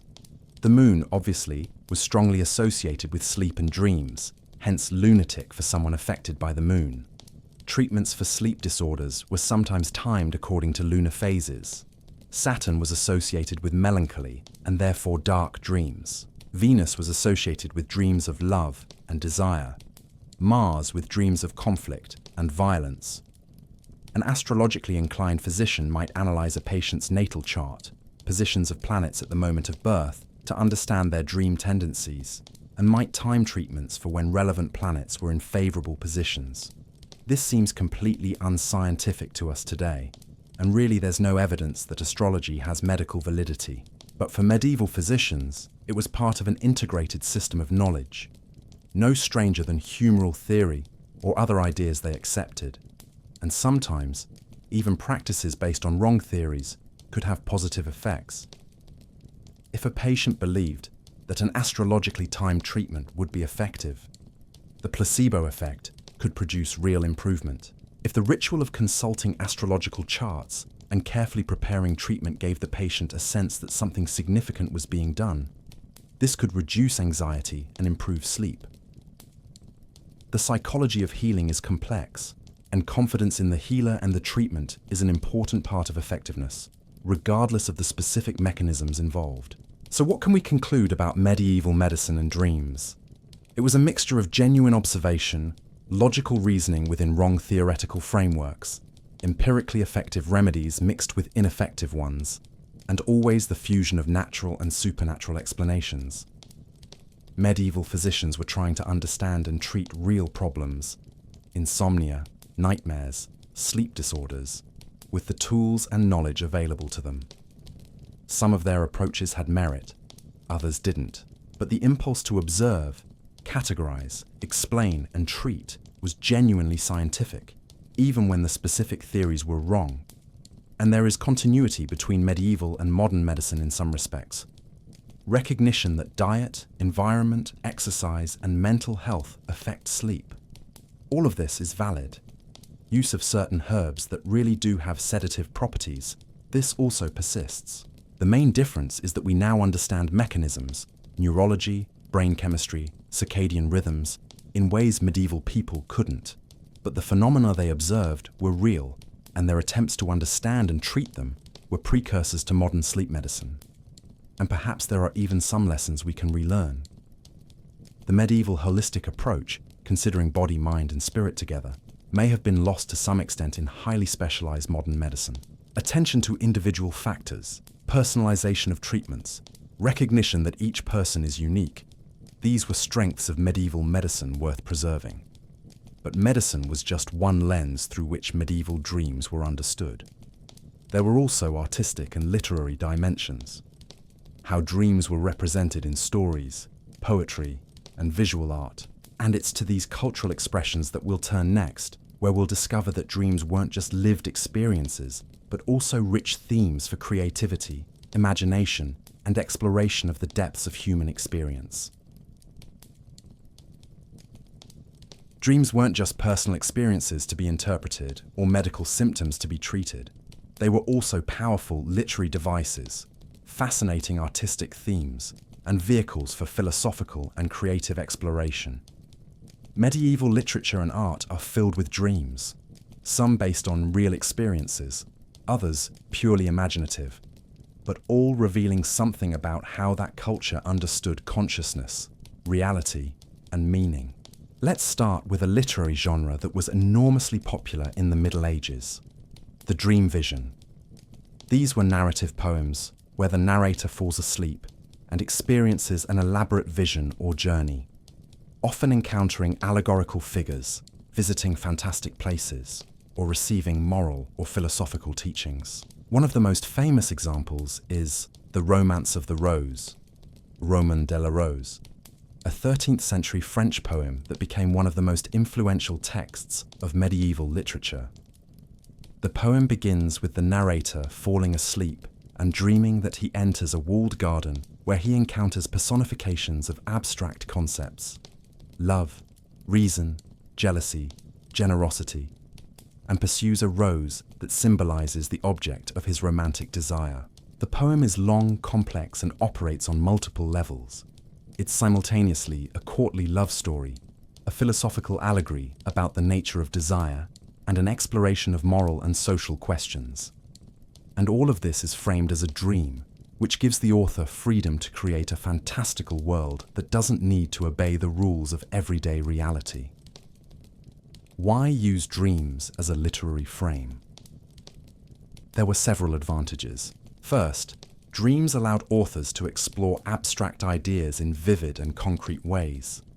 Instead of just philosophically discussing love and reason, you could personify them as characters who interacted, debated, came into conflict. This made abstract concepts accessible and engaging. Second, dreams provided creative license. In a realistic waking world, you were limited by what was plausible. But in a dream, anything could happen. You could fly, visit heaven or hell, converse with the dead, transform into animals. The dream was a space of unlimited possibility. Third, dreams had cultural authority. As we've seen, dreams were taken seriously as potential revelations.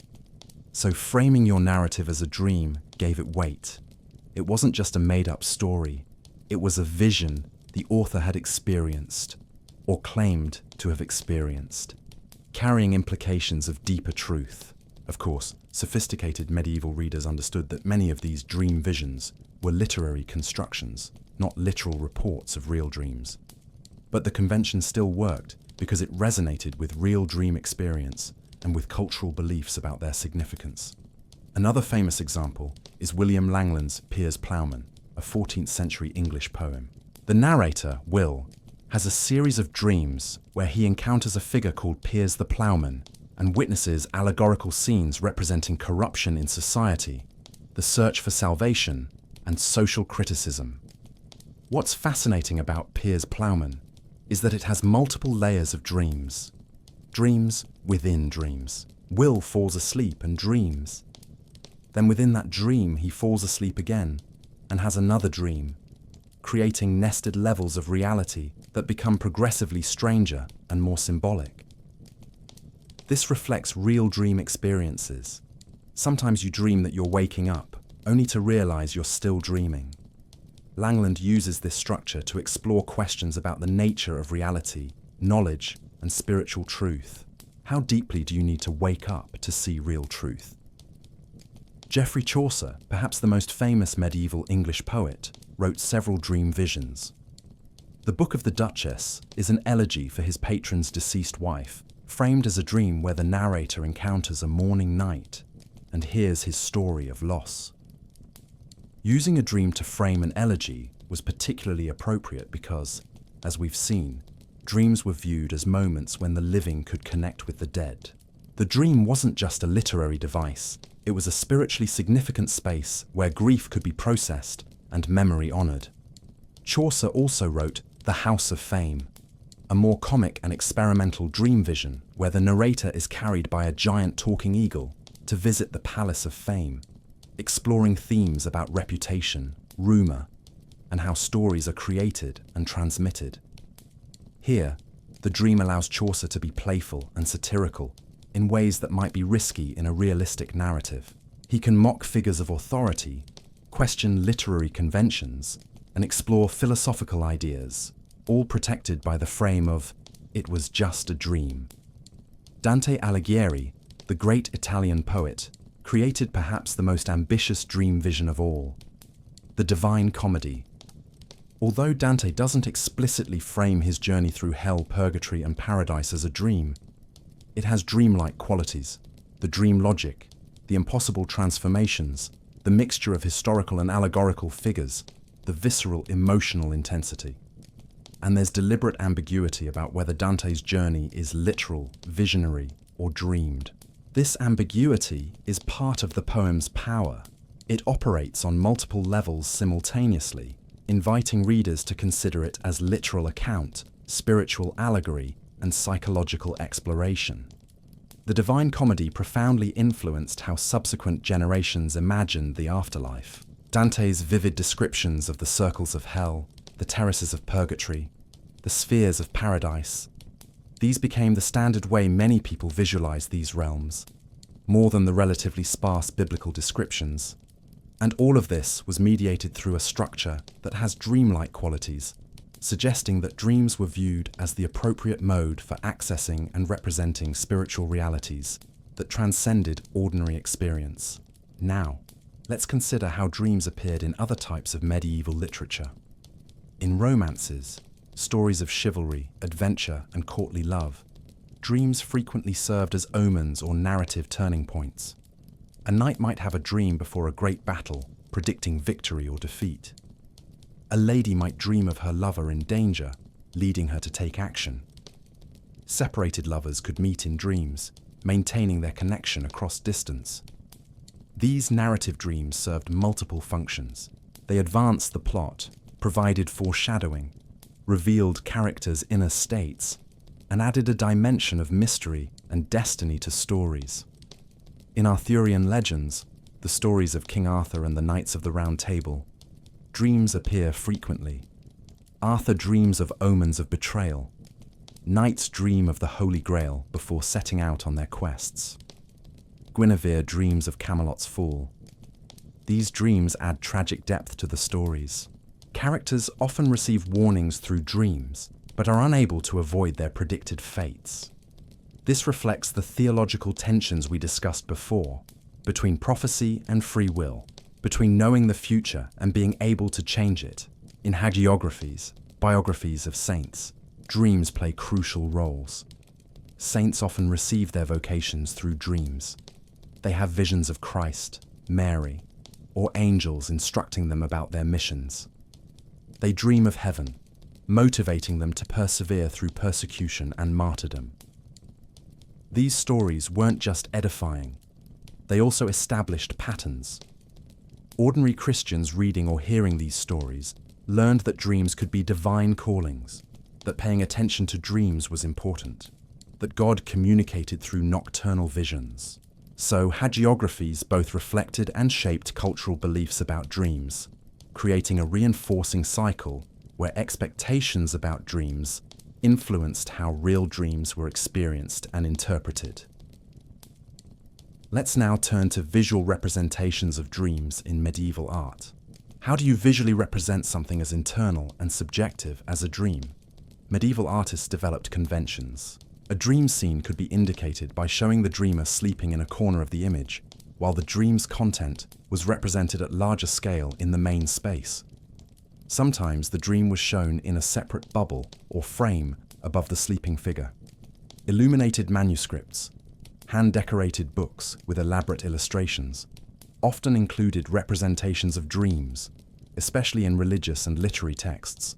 For example, biblical manuscripts included illustrations of Joseph's dreams, both Old Testament Joseph and Joseph, father of Jesus, showing the visions they received.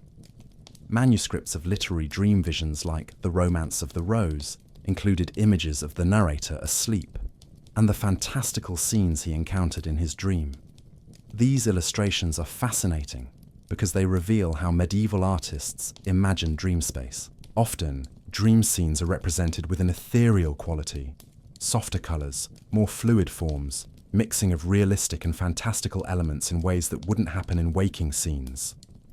Allegorical figures in dreams, personifications of abstract concepts, were often represented with symbolic attributes. Love might be shown with wings and a bow. Reason might be depicted as a wise figure with book and scepter. Death might appear as a skeleton with a scythe. These visual symbols helped viewers immediately understand what each figure represented, making complex allegorical narratives more accessible. There were also representations of nightmares in medieval art, demons tormenting sleepers, monstrous figures, scenes of terror. These appeared in manuscript margins, in church sculptures, in paintings. Some of these images were meant to be moralizing, warnings about the dangers of sin, representations of what awaited the unrepentant after death. But they also captured something of the visceral experience of nightmares, the terror that could assail you during sleep. Cathedrals and churches sometimes included representations of dreams in their stained glass. The story of Joseph and his dreams was a popular theme, as were dreams of saints and martyrs. These stained glass windows served educational purposes. Most people were illiterate, so visual images were crucial ways of transmitting biblical stories and religious teachings. But they also created immersive environments. Imagine being in a medieval cathedral, colored light filtering through stained glass, showing scenes of dreams and visions, creating an atmosphere that could itself seem dreamlike. The architecture and art worked together to create spaces that facilitated spiritual experiences, including altered states of consciousness that could resemble dreams. There were also traditions of folk art related to dreams. Amulets and talismans against nightmares were sometimes decorated with images, crosses, saints, protective symbols. These objects were both functional, supposedly providing real protection, and artistic. Embroideries and tapestries sometimes depicted dream scenes, especially from popular stories or religious texts. These textile artworks were often created by women, and represent a form of artistic expression that was more accessible to women than other forms like painting or sculpture. Now, let's consider how dreams appeared in medieval music. Although we can't directly hear what medieval music sounded like, notation was primitive and interpretation is debated, we have texts of songs that frequently mentioned dreams. Courtly love songs often included themes of dreaming of the beloved, of meetings in dreams, of dreams as consolation for separated lovers. These songs captured the yearning and idealization that characterized courtly love, and dreams were the perfect space for this kind of love. Impossible, transcendent, not limited by physical reality. There were also religious songs about dreams and visions, hymns describing saints' visions, songs about dreaming of paradise, music to accompany meditations that could induce dreamlike states. And there were lullabies, music specifically meant to induce sleep. Many surviving medieval lullabies have a hypnotic quality, with repetitive melodies and soothing lyrics, often invoking divine protection for the sleeping child. These lullabies were both practical, helping children sleep, and protective, invoking blessings against nightmares and nocturnal dangers. They were where music, religion, and everyday life met. Let's now consider the performative dimension of dream narratives. In the Middle Ages, before printing, literature was often experienced through performance. Texts were read aloud to audiences, sometimes with dramatic elements. Dream visions were particularly suited to performance. A skilled reader could use different voices for different characters encountered in the dream, could modulate tone to create atmosphere, could use pauses and emphasis to build suspense. And the audience, hearing about dreams, could be led into a semi-hypnotic state, especially if the performance happened at night by candlelight. The line between hearing about a dream and experiencing something dreamlike could become blurred. There were also dramatic forms that incorporated dreams. Mystery and morality plays, popular religious dramas in the late Middle Ages, sometimes included dream or vision scenes. Characters could fall asleep on stage and have visions that were then dramatized, allowing audiences to see the dream's content. These performances were often elaborate, with costumes, special effects, primitive by modern standards, but impressive to medieval audiences, and music. They created immersive experiences that could be profoundly impactful.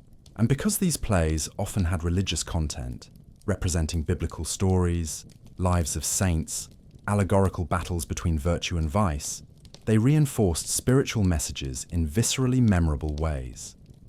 Seeing a dramatization of a saint having a vision was more impactful than just hearing about it. If you're finding it fascinating how dreams permeated every aspect of medieval culture, from medicine to art and literature, consider subscribing to the channel. Your subscriptions help us continue producing detailed and well-researched content like this. Turn on notifications so you don't miss our next videos, and leave a comment telling us where you're watching from and what time it is there now. It's amazing for us to know that our community spans different continents and time zones, connecting curious people around the world. Now, let's consider how dreams functioned as social and political commentary in literature and art. Because dreams could be ambiguous, because they could be allegorical, they offered ways to criticize power in ways that were less dangerous than direct criticism. An author could frame social criticism as a dream. I dreamed I saw an unjust king being punished in hell, and this offered some protection. After all, it was just a dream, not a direct accusation. But the message was still transmitted.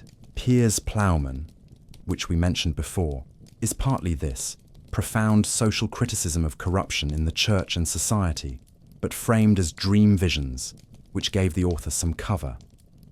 Visual artists sometimes used dream scenes in manuscript margins to include subversive or humorous commentary. While the main text of a manuscript could be serious and orthodox, the margins could contain strange, sometimes irreverent images, monsters, comic scenes, social inversions. Some of these were explicitly framed as dreams or visions. Others simply had a dreamlike quality. These marginal images are fascinating because they reveal dimensions of medieval culture that official texts don't capture: humor, subversion, fantasy, anxiety. And their dreamlike quality suggests that dreams were viewed as spaces where social norms could be temporarily suspended, where the world could be turned upside down. There was also the use of dreams in propaganda. As we discussed before in political contexts, alleged dreams could be used to legitimize power. But this also had literary and artistic dimensions. Biographies of rulers included accounts of prophetic dreams. Images of actual dreams were commissioned. Poems celebrating the dream visions of patrons were written. These works were simultaneously art and propaganda, creativity and manipulation. And the line between genuine dreams and literary constructions was deliberately blurred. So what does all of this tell us about dreams in medieval culture? That they were omnipresent, that they permeated every aspect of cultural expression, that they were taken seriously, both as lived experiences and as creative resources. Medieval literature and art used dreams to explore questions about reality, knowledge, morality, love, death, destiny, essentially all the great questions of human existence. Dreams were the perfect medium for this exploration because they were simultaneously personal and universal, concrete and symbolic, real and imaginary. And perhaps there's continuity here with modern culture. We still use dreams in literature, film, visual art. We still find dreams fascinating as narrative devices because they offer creative freedom, because they resonate with experiences we all have, because they touch something profound about consciousness and meaning. The difference is that for medieval people, the line between literary dreams and real dreams was more porous. Reading about a dream in a poem could influence your own dreams. Having a vivid dream could inspire you to create art or literature. There was a constant flow between experience and expression, between life and art. And perhaps there's something we've lost by separating these spheres as rigidly as we do. Perhaps there's value in seeing dreams not just as neurological phenomena to be scientifically studied, but also as experiences rich in meaning that deserve artistic expression, literary exploration, philosophical reflection. Medieval people, with all their superstition and their beliefs that seem strange to us, understood that dreams were important, not just as curiosities, but as a fundamental part of being human. And their artistic and literary expressions of dreams were attempts to honor that importance, to explore the depths of human experience through the lens of dreams. But all this exploration of dreams, theological, medical, literary, artistic, was happening in a specific historical context, a world that was changing, facing crises, transforming itself. And it's to this broader historical context that we'll turn next, where we'll discover how major historical events, plagues, wars, social changes, affected how people dreamed and how they interpreted their dreams, and how dreams in turn influenced how people responded to these transformative events. The Middle Ages wasn't a static period. It was an era of dramatic changes, devastating crises, and profound transformations that fundamentally altered European society. And through all these convulsions, dreams played roles, sometimes as reflections of collective anxieties, sometimes as catalysts for action, sometimes as coping mechanisms that helped people process unimaginable traumas. Let's start with the most devastating crisis of the late Middle Ages, the Black Plague. Between 1347 and 1353, a pandemic of bubonic plague swept through Europe, killing approximately 1/3 of the population, perhaps 50 million people. The scale of death was incomprehensible. Entire villages were wiped out. Cities lost half their inhabitants. Families were destroyed. Social structure was shaken to its foundations. And people dreamed. Oh, how they dreamed. Chronicles and personal accounts from the Black Plague period frequently mention dreams. Dreams of death, corpses, skeletons, hooded figures carrying scythes. Dreams of divine judgment, avenging angels, fire falling from the sky, the earth opening to swallow sinners. Apocalyptic dreams, the end of the world, Christ's second coming, the resurrection of the dead. These dreams weren't surprising. People were living through unimaginable trauma, seeing death everywhere, living in constant fear that they or their loved ones would be next. Their dreams reflected that terror, but dreams were also interpreted through theological lenses. Many people believed the plague was divine punishment for collective sins. So apocalyptic dreams were seen not just as reflections of fear, but as confirmations that God was indeed judging humanity, that the end times might be near. This led to various intensified religious movements, groups of flagellants, people who whipped themselves publicly as penance, marched from city to city, claiming that God had revealed to them in dreams and visions that only extreme penance could appease his wrath and end the plague. These movements were often based on alleged dreams of charismatic leaders who claimed to have received divine instructions. And because people were desperate, willing to try anything that might end the horror, these movements gained massive followings. The official church viewed these movements with suspicion. They operated outside ecclesiastical authority, sometimes preached unorthodox doctrines, and could become violent. Flagellants sometimes attacked Jewish communities, blaming them for the plague. But it was difficult to control movements fueled by apocalyptic fervor and alleged prophetic dreams. There were also more personal and intimate dreams during the plague. People dreamed of loved ones who had died, sometimes comforting dreams where the deceased appeared at peace, sometimes disturbing dreams where the dead pleaded for prayers or warned of imminent dangers. These dreams served important psychological functions. They were ways of processing grief, of maintaining connection with the lost, of finding some meaning in losses that otherwise seemed senseless and random. And within the framework of medieval belief, these dreams were real. Not just psychologically real, but spiritually real. The souls of the dead really were communicating, really needed prayers, really offered guidance and warnings. This meant that even amid unimaginable devastation, there was structure, there was meaning, there were things you could do, pray, do penance, commission masses, that mattered. Dreams, paradoxically, provided some sense of control and purpose in a situation that was fundamentally beyond control.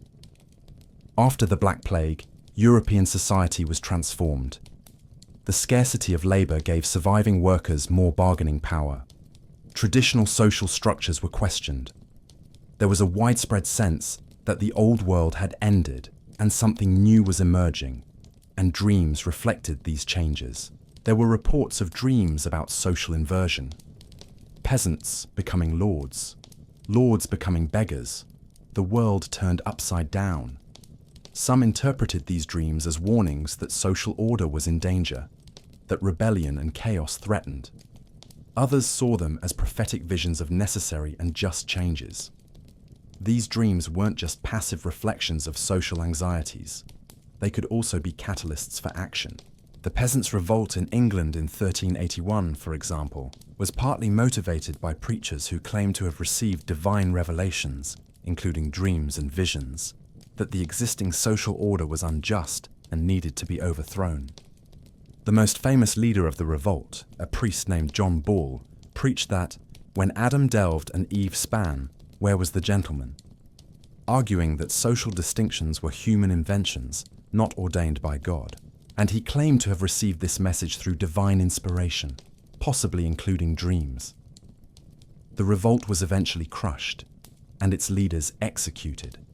But it illustrates how alleged dreams and visions could play roles in social movements, providing religious legitimation for challenging established authority. Let's now consider how wars affected dreams. The Middle Ages was punctuated by conflicts, wars between kingdoms, crusades, civil wars, constant feudal conflicts, and war produced specific dreams, both for combatants and civilians. Soldiers dreamed of battles, reliving combat they had experienced, anticipating future battles, processing trauma of witnessed and inflicted violence. Today, we would recognize many of these dreams as symptoms of post-traumatic stress disorder. In the Middle Ages, they were interpreted in various ways, as omens, as demonic attacks taking advantage of souls weakened by violence, or sometimes simply as natural consequences of terrible experiences. There was recognition, even without modern psychological language, that war changed people, that men who had seen much combat often suffered from nightmares and sleep disturbances. Veterans were sometimes advised to make pilgrimages, confess their war sins, seek absolution. Practices that could have some therapeutic effect, even if the understood mechanisms were different from what we would recognize today. Civilians in war zones also had affected dreams. Dreams of invasion, of violence, of loss. These were common in areas where war was imminent or ongoing. And these dreams sometimes influenced practical decisions. Families might decide to evacuate, hide valuable possessions, or seek protection based on dream warnings. There were also alleged prophetic dreams about battle outcomes. As we mentioned before, commanders sometimes consulted dream interpreters before important engagements, and after battles, dreams were frequently invoked retrospectively. Victors claimed to have dreamed of success, interpreting this as a sign of divine favor. The defeated sometimes claimed to have had warning dreams they hadn't heeded adequately. The 100 Years' War between England and France, which actually lasted 116 years, from 1337 to 1453, generated numerous narratives of dreams. Joan of Arc, whom we discussed before, is the most famous example. Her visions and voices motivated her to military action that changed the course of the war. But there were many other less famous cases of people claiming dreams about the war, about who would win, about what God wanted. These dreams became part of propaganda for both sides, each claiming divine support manifested through dream revelations. Let's now consider how religious changes affected dreams.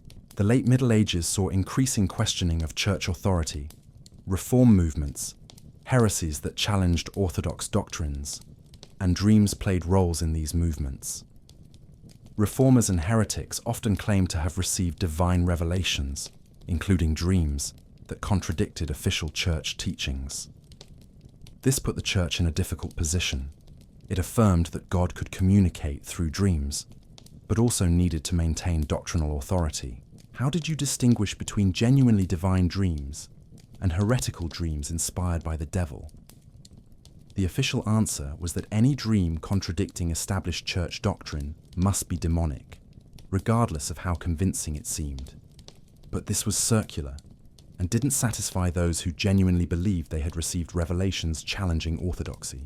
John Wycliffe in England and Jan Hus in Bohemia, both proto-Protestant reformers of the 14th and early 15th centuries, were associated with movements where dreams and visions played roles.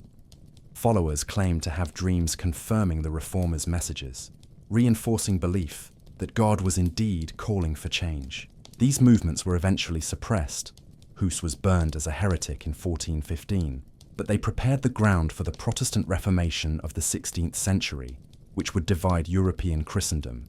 And through all of this, dreams were part of the discourse, used to legitimize positions, mobilize followers, discredit opponents. Both sides in religious conflicts claimed to have God on their side, often citing dreams and visions as evidence. Let's now consider economic changes. The late Middle Ages saw growth of commerce, emergence of a merchant class, increasing urbanization, and the beginning of what would eventually become capitalism. These economic changes also appeared in dreams. Merchants dreamed of business transactions, of dangerous trading voyages, of profits and losses. These dreams sometimes influenced business decisions. A merchant who dreamed of disaster on a particular voyage might decide not to make that journey or take extra precautions. There were also anxieties about money and materialism that appeared in dreams. The church preached that love of money was the root of all evil, that material wealth was dangerous to the soul. So wealthy merchants sometimes had guilt dreams, dreams where they were punished for greed, where they saw their riches turn to ashes, where they were condemned to hell for their business practices. These dreams could lead to actions, generous donations to the church, founding of charitable institutions, changes in business practices. Dreams served as conscience, reminding people of spiritual values in an increasingly commercial society. There were also dreams about social mobility, people dreaming of rising in society, of escaping poverty, of achieving wealth and status. These dreams reflected changing social realities, where mobility was more possible than it had been in earlier periods, but was still difficult and uncertain. And there were dreams about society's future. Where were these changes leading? Some dreamed of prosperity and progress. Others dreamed of moral collapse, of society crumbling under the weight of greed and materialism. These dreams were ways of processing anxieties about rapid change, about loss of traditional certainties. Let's now consider how technological and intellectual changes affected dreams. The late Middle Ages saw development of new technologies: mechanical clocks, eyeglasses, the printing press, late in the period. It also saw a renaissance of classical learning, emergence of universities, growth of literacy. These intellectual changes began to create new ways of thinking about dreams. University scholars, exposed to classical philosophical and medical texts, began to question some traditional interpretations. There was growing interest in natural explanations for dreams, although supernatural explanations certainly weren't abandoned. There was also growing literacy, meaning more people could read about dreams. Read dream dictionaries, read literary dream visions, read theological and medical treatises. This democratized knowledge that had previously been the domain of educated elites, and the printing press, invented by Gutenberg in the mid-15th century, would eventually make texts about dreams much more widely available. Although this is mainly a post-medieval development, the seeds were planted in the late Middle Ages. There were also dreams about knowledge and discovery. Scholars sometimes reported having insights in dreams, solutions to problems that had confused them. This was seen as God rewarding diligent pursuit of knowledge, or sometimes as the mind itself working through problems during sleep. And there were anxieties about knowledge, dreams where forbidden knowledge was offered by tempting figures, where pursuit of learning led to damnation. These reflected real tensions about how much questioning was appropriate, about where intellectual curiosity crossed into dangerous pride. Let's now consider how climate changes affected dreams. Yes, climate changes. The late Middle Ages experienced what historians call the Little Ice Age, a period of cooling that began around the 14th century and continued into the 19th century. Colder temperatures meant shorter growing seasons, failed harvests, famines, and people dreamed of cold, of hunger, of scarcity. These dreams reflected very real anxieties about survival. There were also theological interpretations. Was the world cooling because God was withdrawing his warmth and favor? Was it another sign of divine judgment related to the Black Plague and other crises? Dreams about climate, dreams of endless winter, of frozen fields, of famine, were common and were interpreted as omens or warnings. And these interpretations could influence behavior, intensifying religious practices, motivating migrations, affecting agricultural decisions. So what can we conclude about dreams in times of medieval crisis? They were simultaneously reflections of trauma and anxiety, and tools for processing and responding to crises. They provided frameworks of meaning when reality seemed senseless. They motivated action, sometimes constructive, sometimes destructive. They connected personal experiences to collective narratives.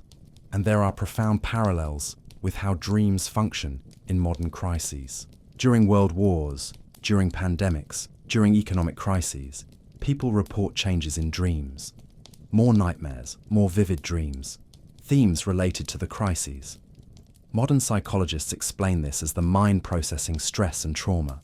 Medieval people explained it as God sending warnings or demons attacking vulnerable souls. The explanations differ, but the phenomenon is the same.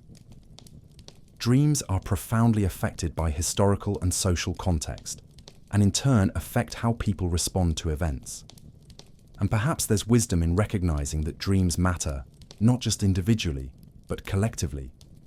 They are part of how cultures process change, how societies make sense of transformations, how humanity navigates through crises. Medieval people, living through some of the most devastating crises in human history, turned to their dreams seeking meaning, guidance, comfort.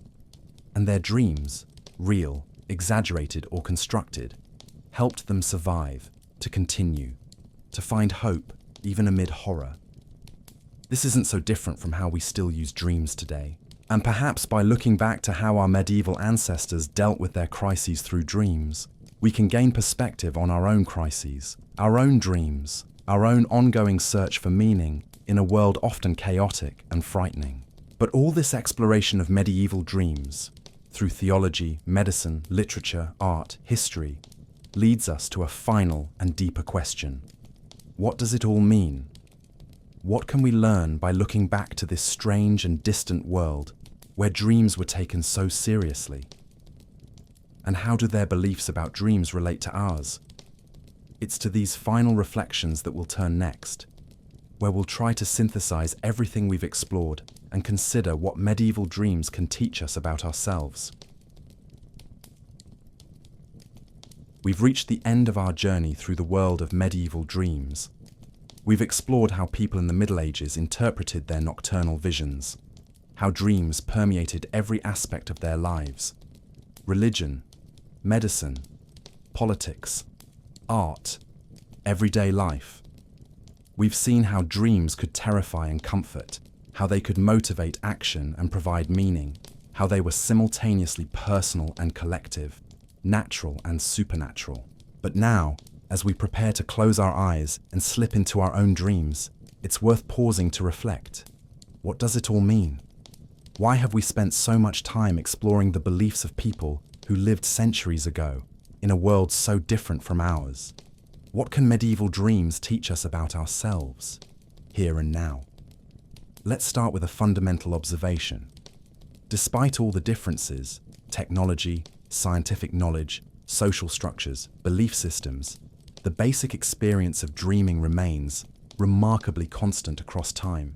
Medieval people dreamed of water, fire, flying, falling, losing teeth, being chased, encountering deceased loved ones. And we still dream about these same things. The underlying neurology hasn't changed. Our brains still process memories, emotions, and experiences during sleep. We still have nightmares when we're stressed. We still have vivid dreams that leave us confused upon waking, wondering what they meant. So on a fundamental level, we share something profound with those medieval people. They weren't aliens from another planet.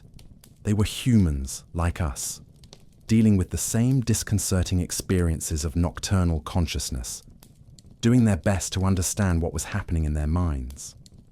The main difference lies in how we interpret these experiences. They had theological and medical frameworks that attributed dreams to God, demons, bodily humors, digestive vapors. We have psychological and neurological frameworks that attribute dreams to memory processing, learning consolidation, emotional regulation, random neural activation. But here's a provocative question. Are our explanations really as superior as we assume? Yes, we understand the physical mechanisms better. We know about neurotransmitters, brain waves, the REM cycle. But do we understand meaning better? When you have a vivid dream that leaves you emotionally impacted, that seems to be trying to tell you something important, are you really satisfied with the explanation that it's just your brain randomly processing memories? Or do you feel, as medieval people felt, that there's something more happening, something deeper and more significant? I'm not suggesting we should go back to literally believing in divine messages or demonic attacks, but perhaps we've thrown away something valuable when we completely discarded the idea that dreams have meaning, that it's worth paying attention to them, that they can teach us something about ourselves. Modern psychology, especially through figures like Freud and Jung, try to recover some sense of meaning from dreams. But often this is marginalized in mainstream scientific psychology, seen as soft or unrigorous. And in popular culture, dreams are often dismissed as just the brain doing housekeeping, or random processing. Perhaps medieval people, with all their superstition, were right about one thing. Dreams matter. They deserve attention. They are part of who we are, not just neurological noise to be ignored. Let's consider another aspect. The medieval approach to dreams was profoundly holistic. They didn't rigidly separate mind and body, natural and supernatural, individual and collective, personal and spiritual. Everything was interconnected. A dream could be simultaneously caused by indigestion, physical, and sent by God, spiritual. It could reflect your personal concerns, individual, and also connect you to larger cultural narratives, collective. It could be analysed medically, natural, and also interpreted theologically, supernatural.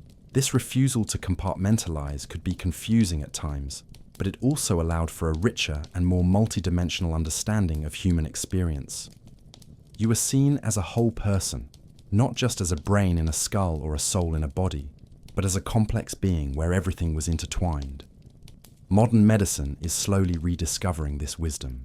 There's growing recognition that physical and mental health are deeply connected, that social and spiritual factors affect well-being, that treating people effectively requires looking at the whole picture, not just isolated symptoms. Perhaps we can learn something from the medieval approach, not their specific theories, but their willingness to see connections, to recognize complexity, to treat people as integrated beings. Let's also consider the communal dimension of medieval dreams. Dreams weren't just private experiences. They were shared, discussed, interpreted collectively. They connected people, created shared narratives, reinforced communal identity. In our modern individualistic culture, dreams are often seen as completely personal, even private. We might occasionally mention a particularly strange or funny dream to friends, but we rarely take them seriously as topics of deep discussion. But there's something valuable in the medieval practice of sharing and discussing dreams. Talking about dreams can reveal concerns, fears, hopes that we don't easily express in waking conversation. It can create intimacy, build understanding, strengthen relationships, and at a communal level, paying attention to patterns in dreams, what many people are dreaming about during times of collective stress, for example, can provide insights into the psychological health of the community, about shared anxieties that need to be addressed. During the COVID-19 pandemic, there was renewed interest in dreams. Researchers documented that many people reported more vivid and often disturbing dreams. This wasn't different from what happened during the Black Plague. Collective trauma manifests in collective dreams. And there was value in recognizing and discussing this, in realizing that we weren't alone in our disturbing nocturnal experiences, that it was a normal response to abnormal circumstances. This is something medieval people understood intuitively. Let's also consider the question of control and agency. Medieval people believed they could influence their dreams through practices, prayers, rituals, herbs, amulets. Some of these practices were superstitious, but others had genuine value.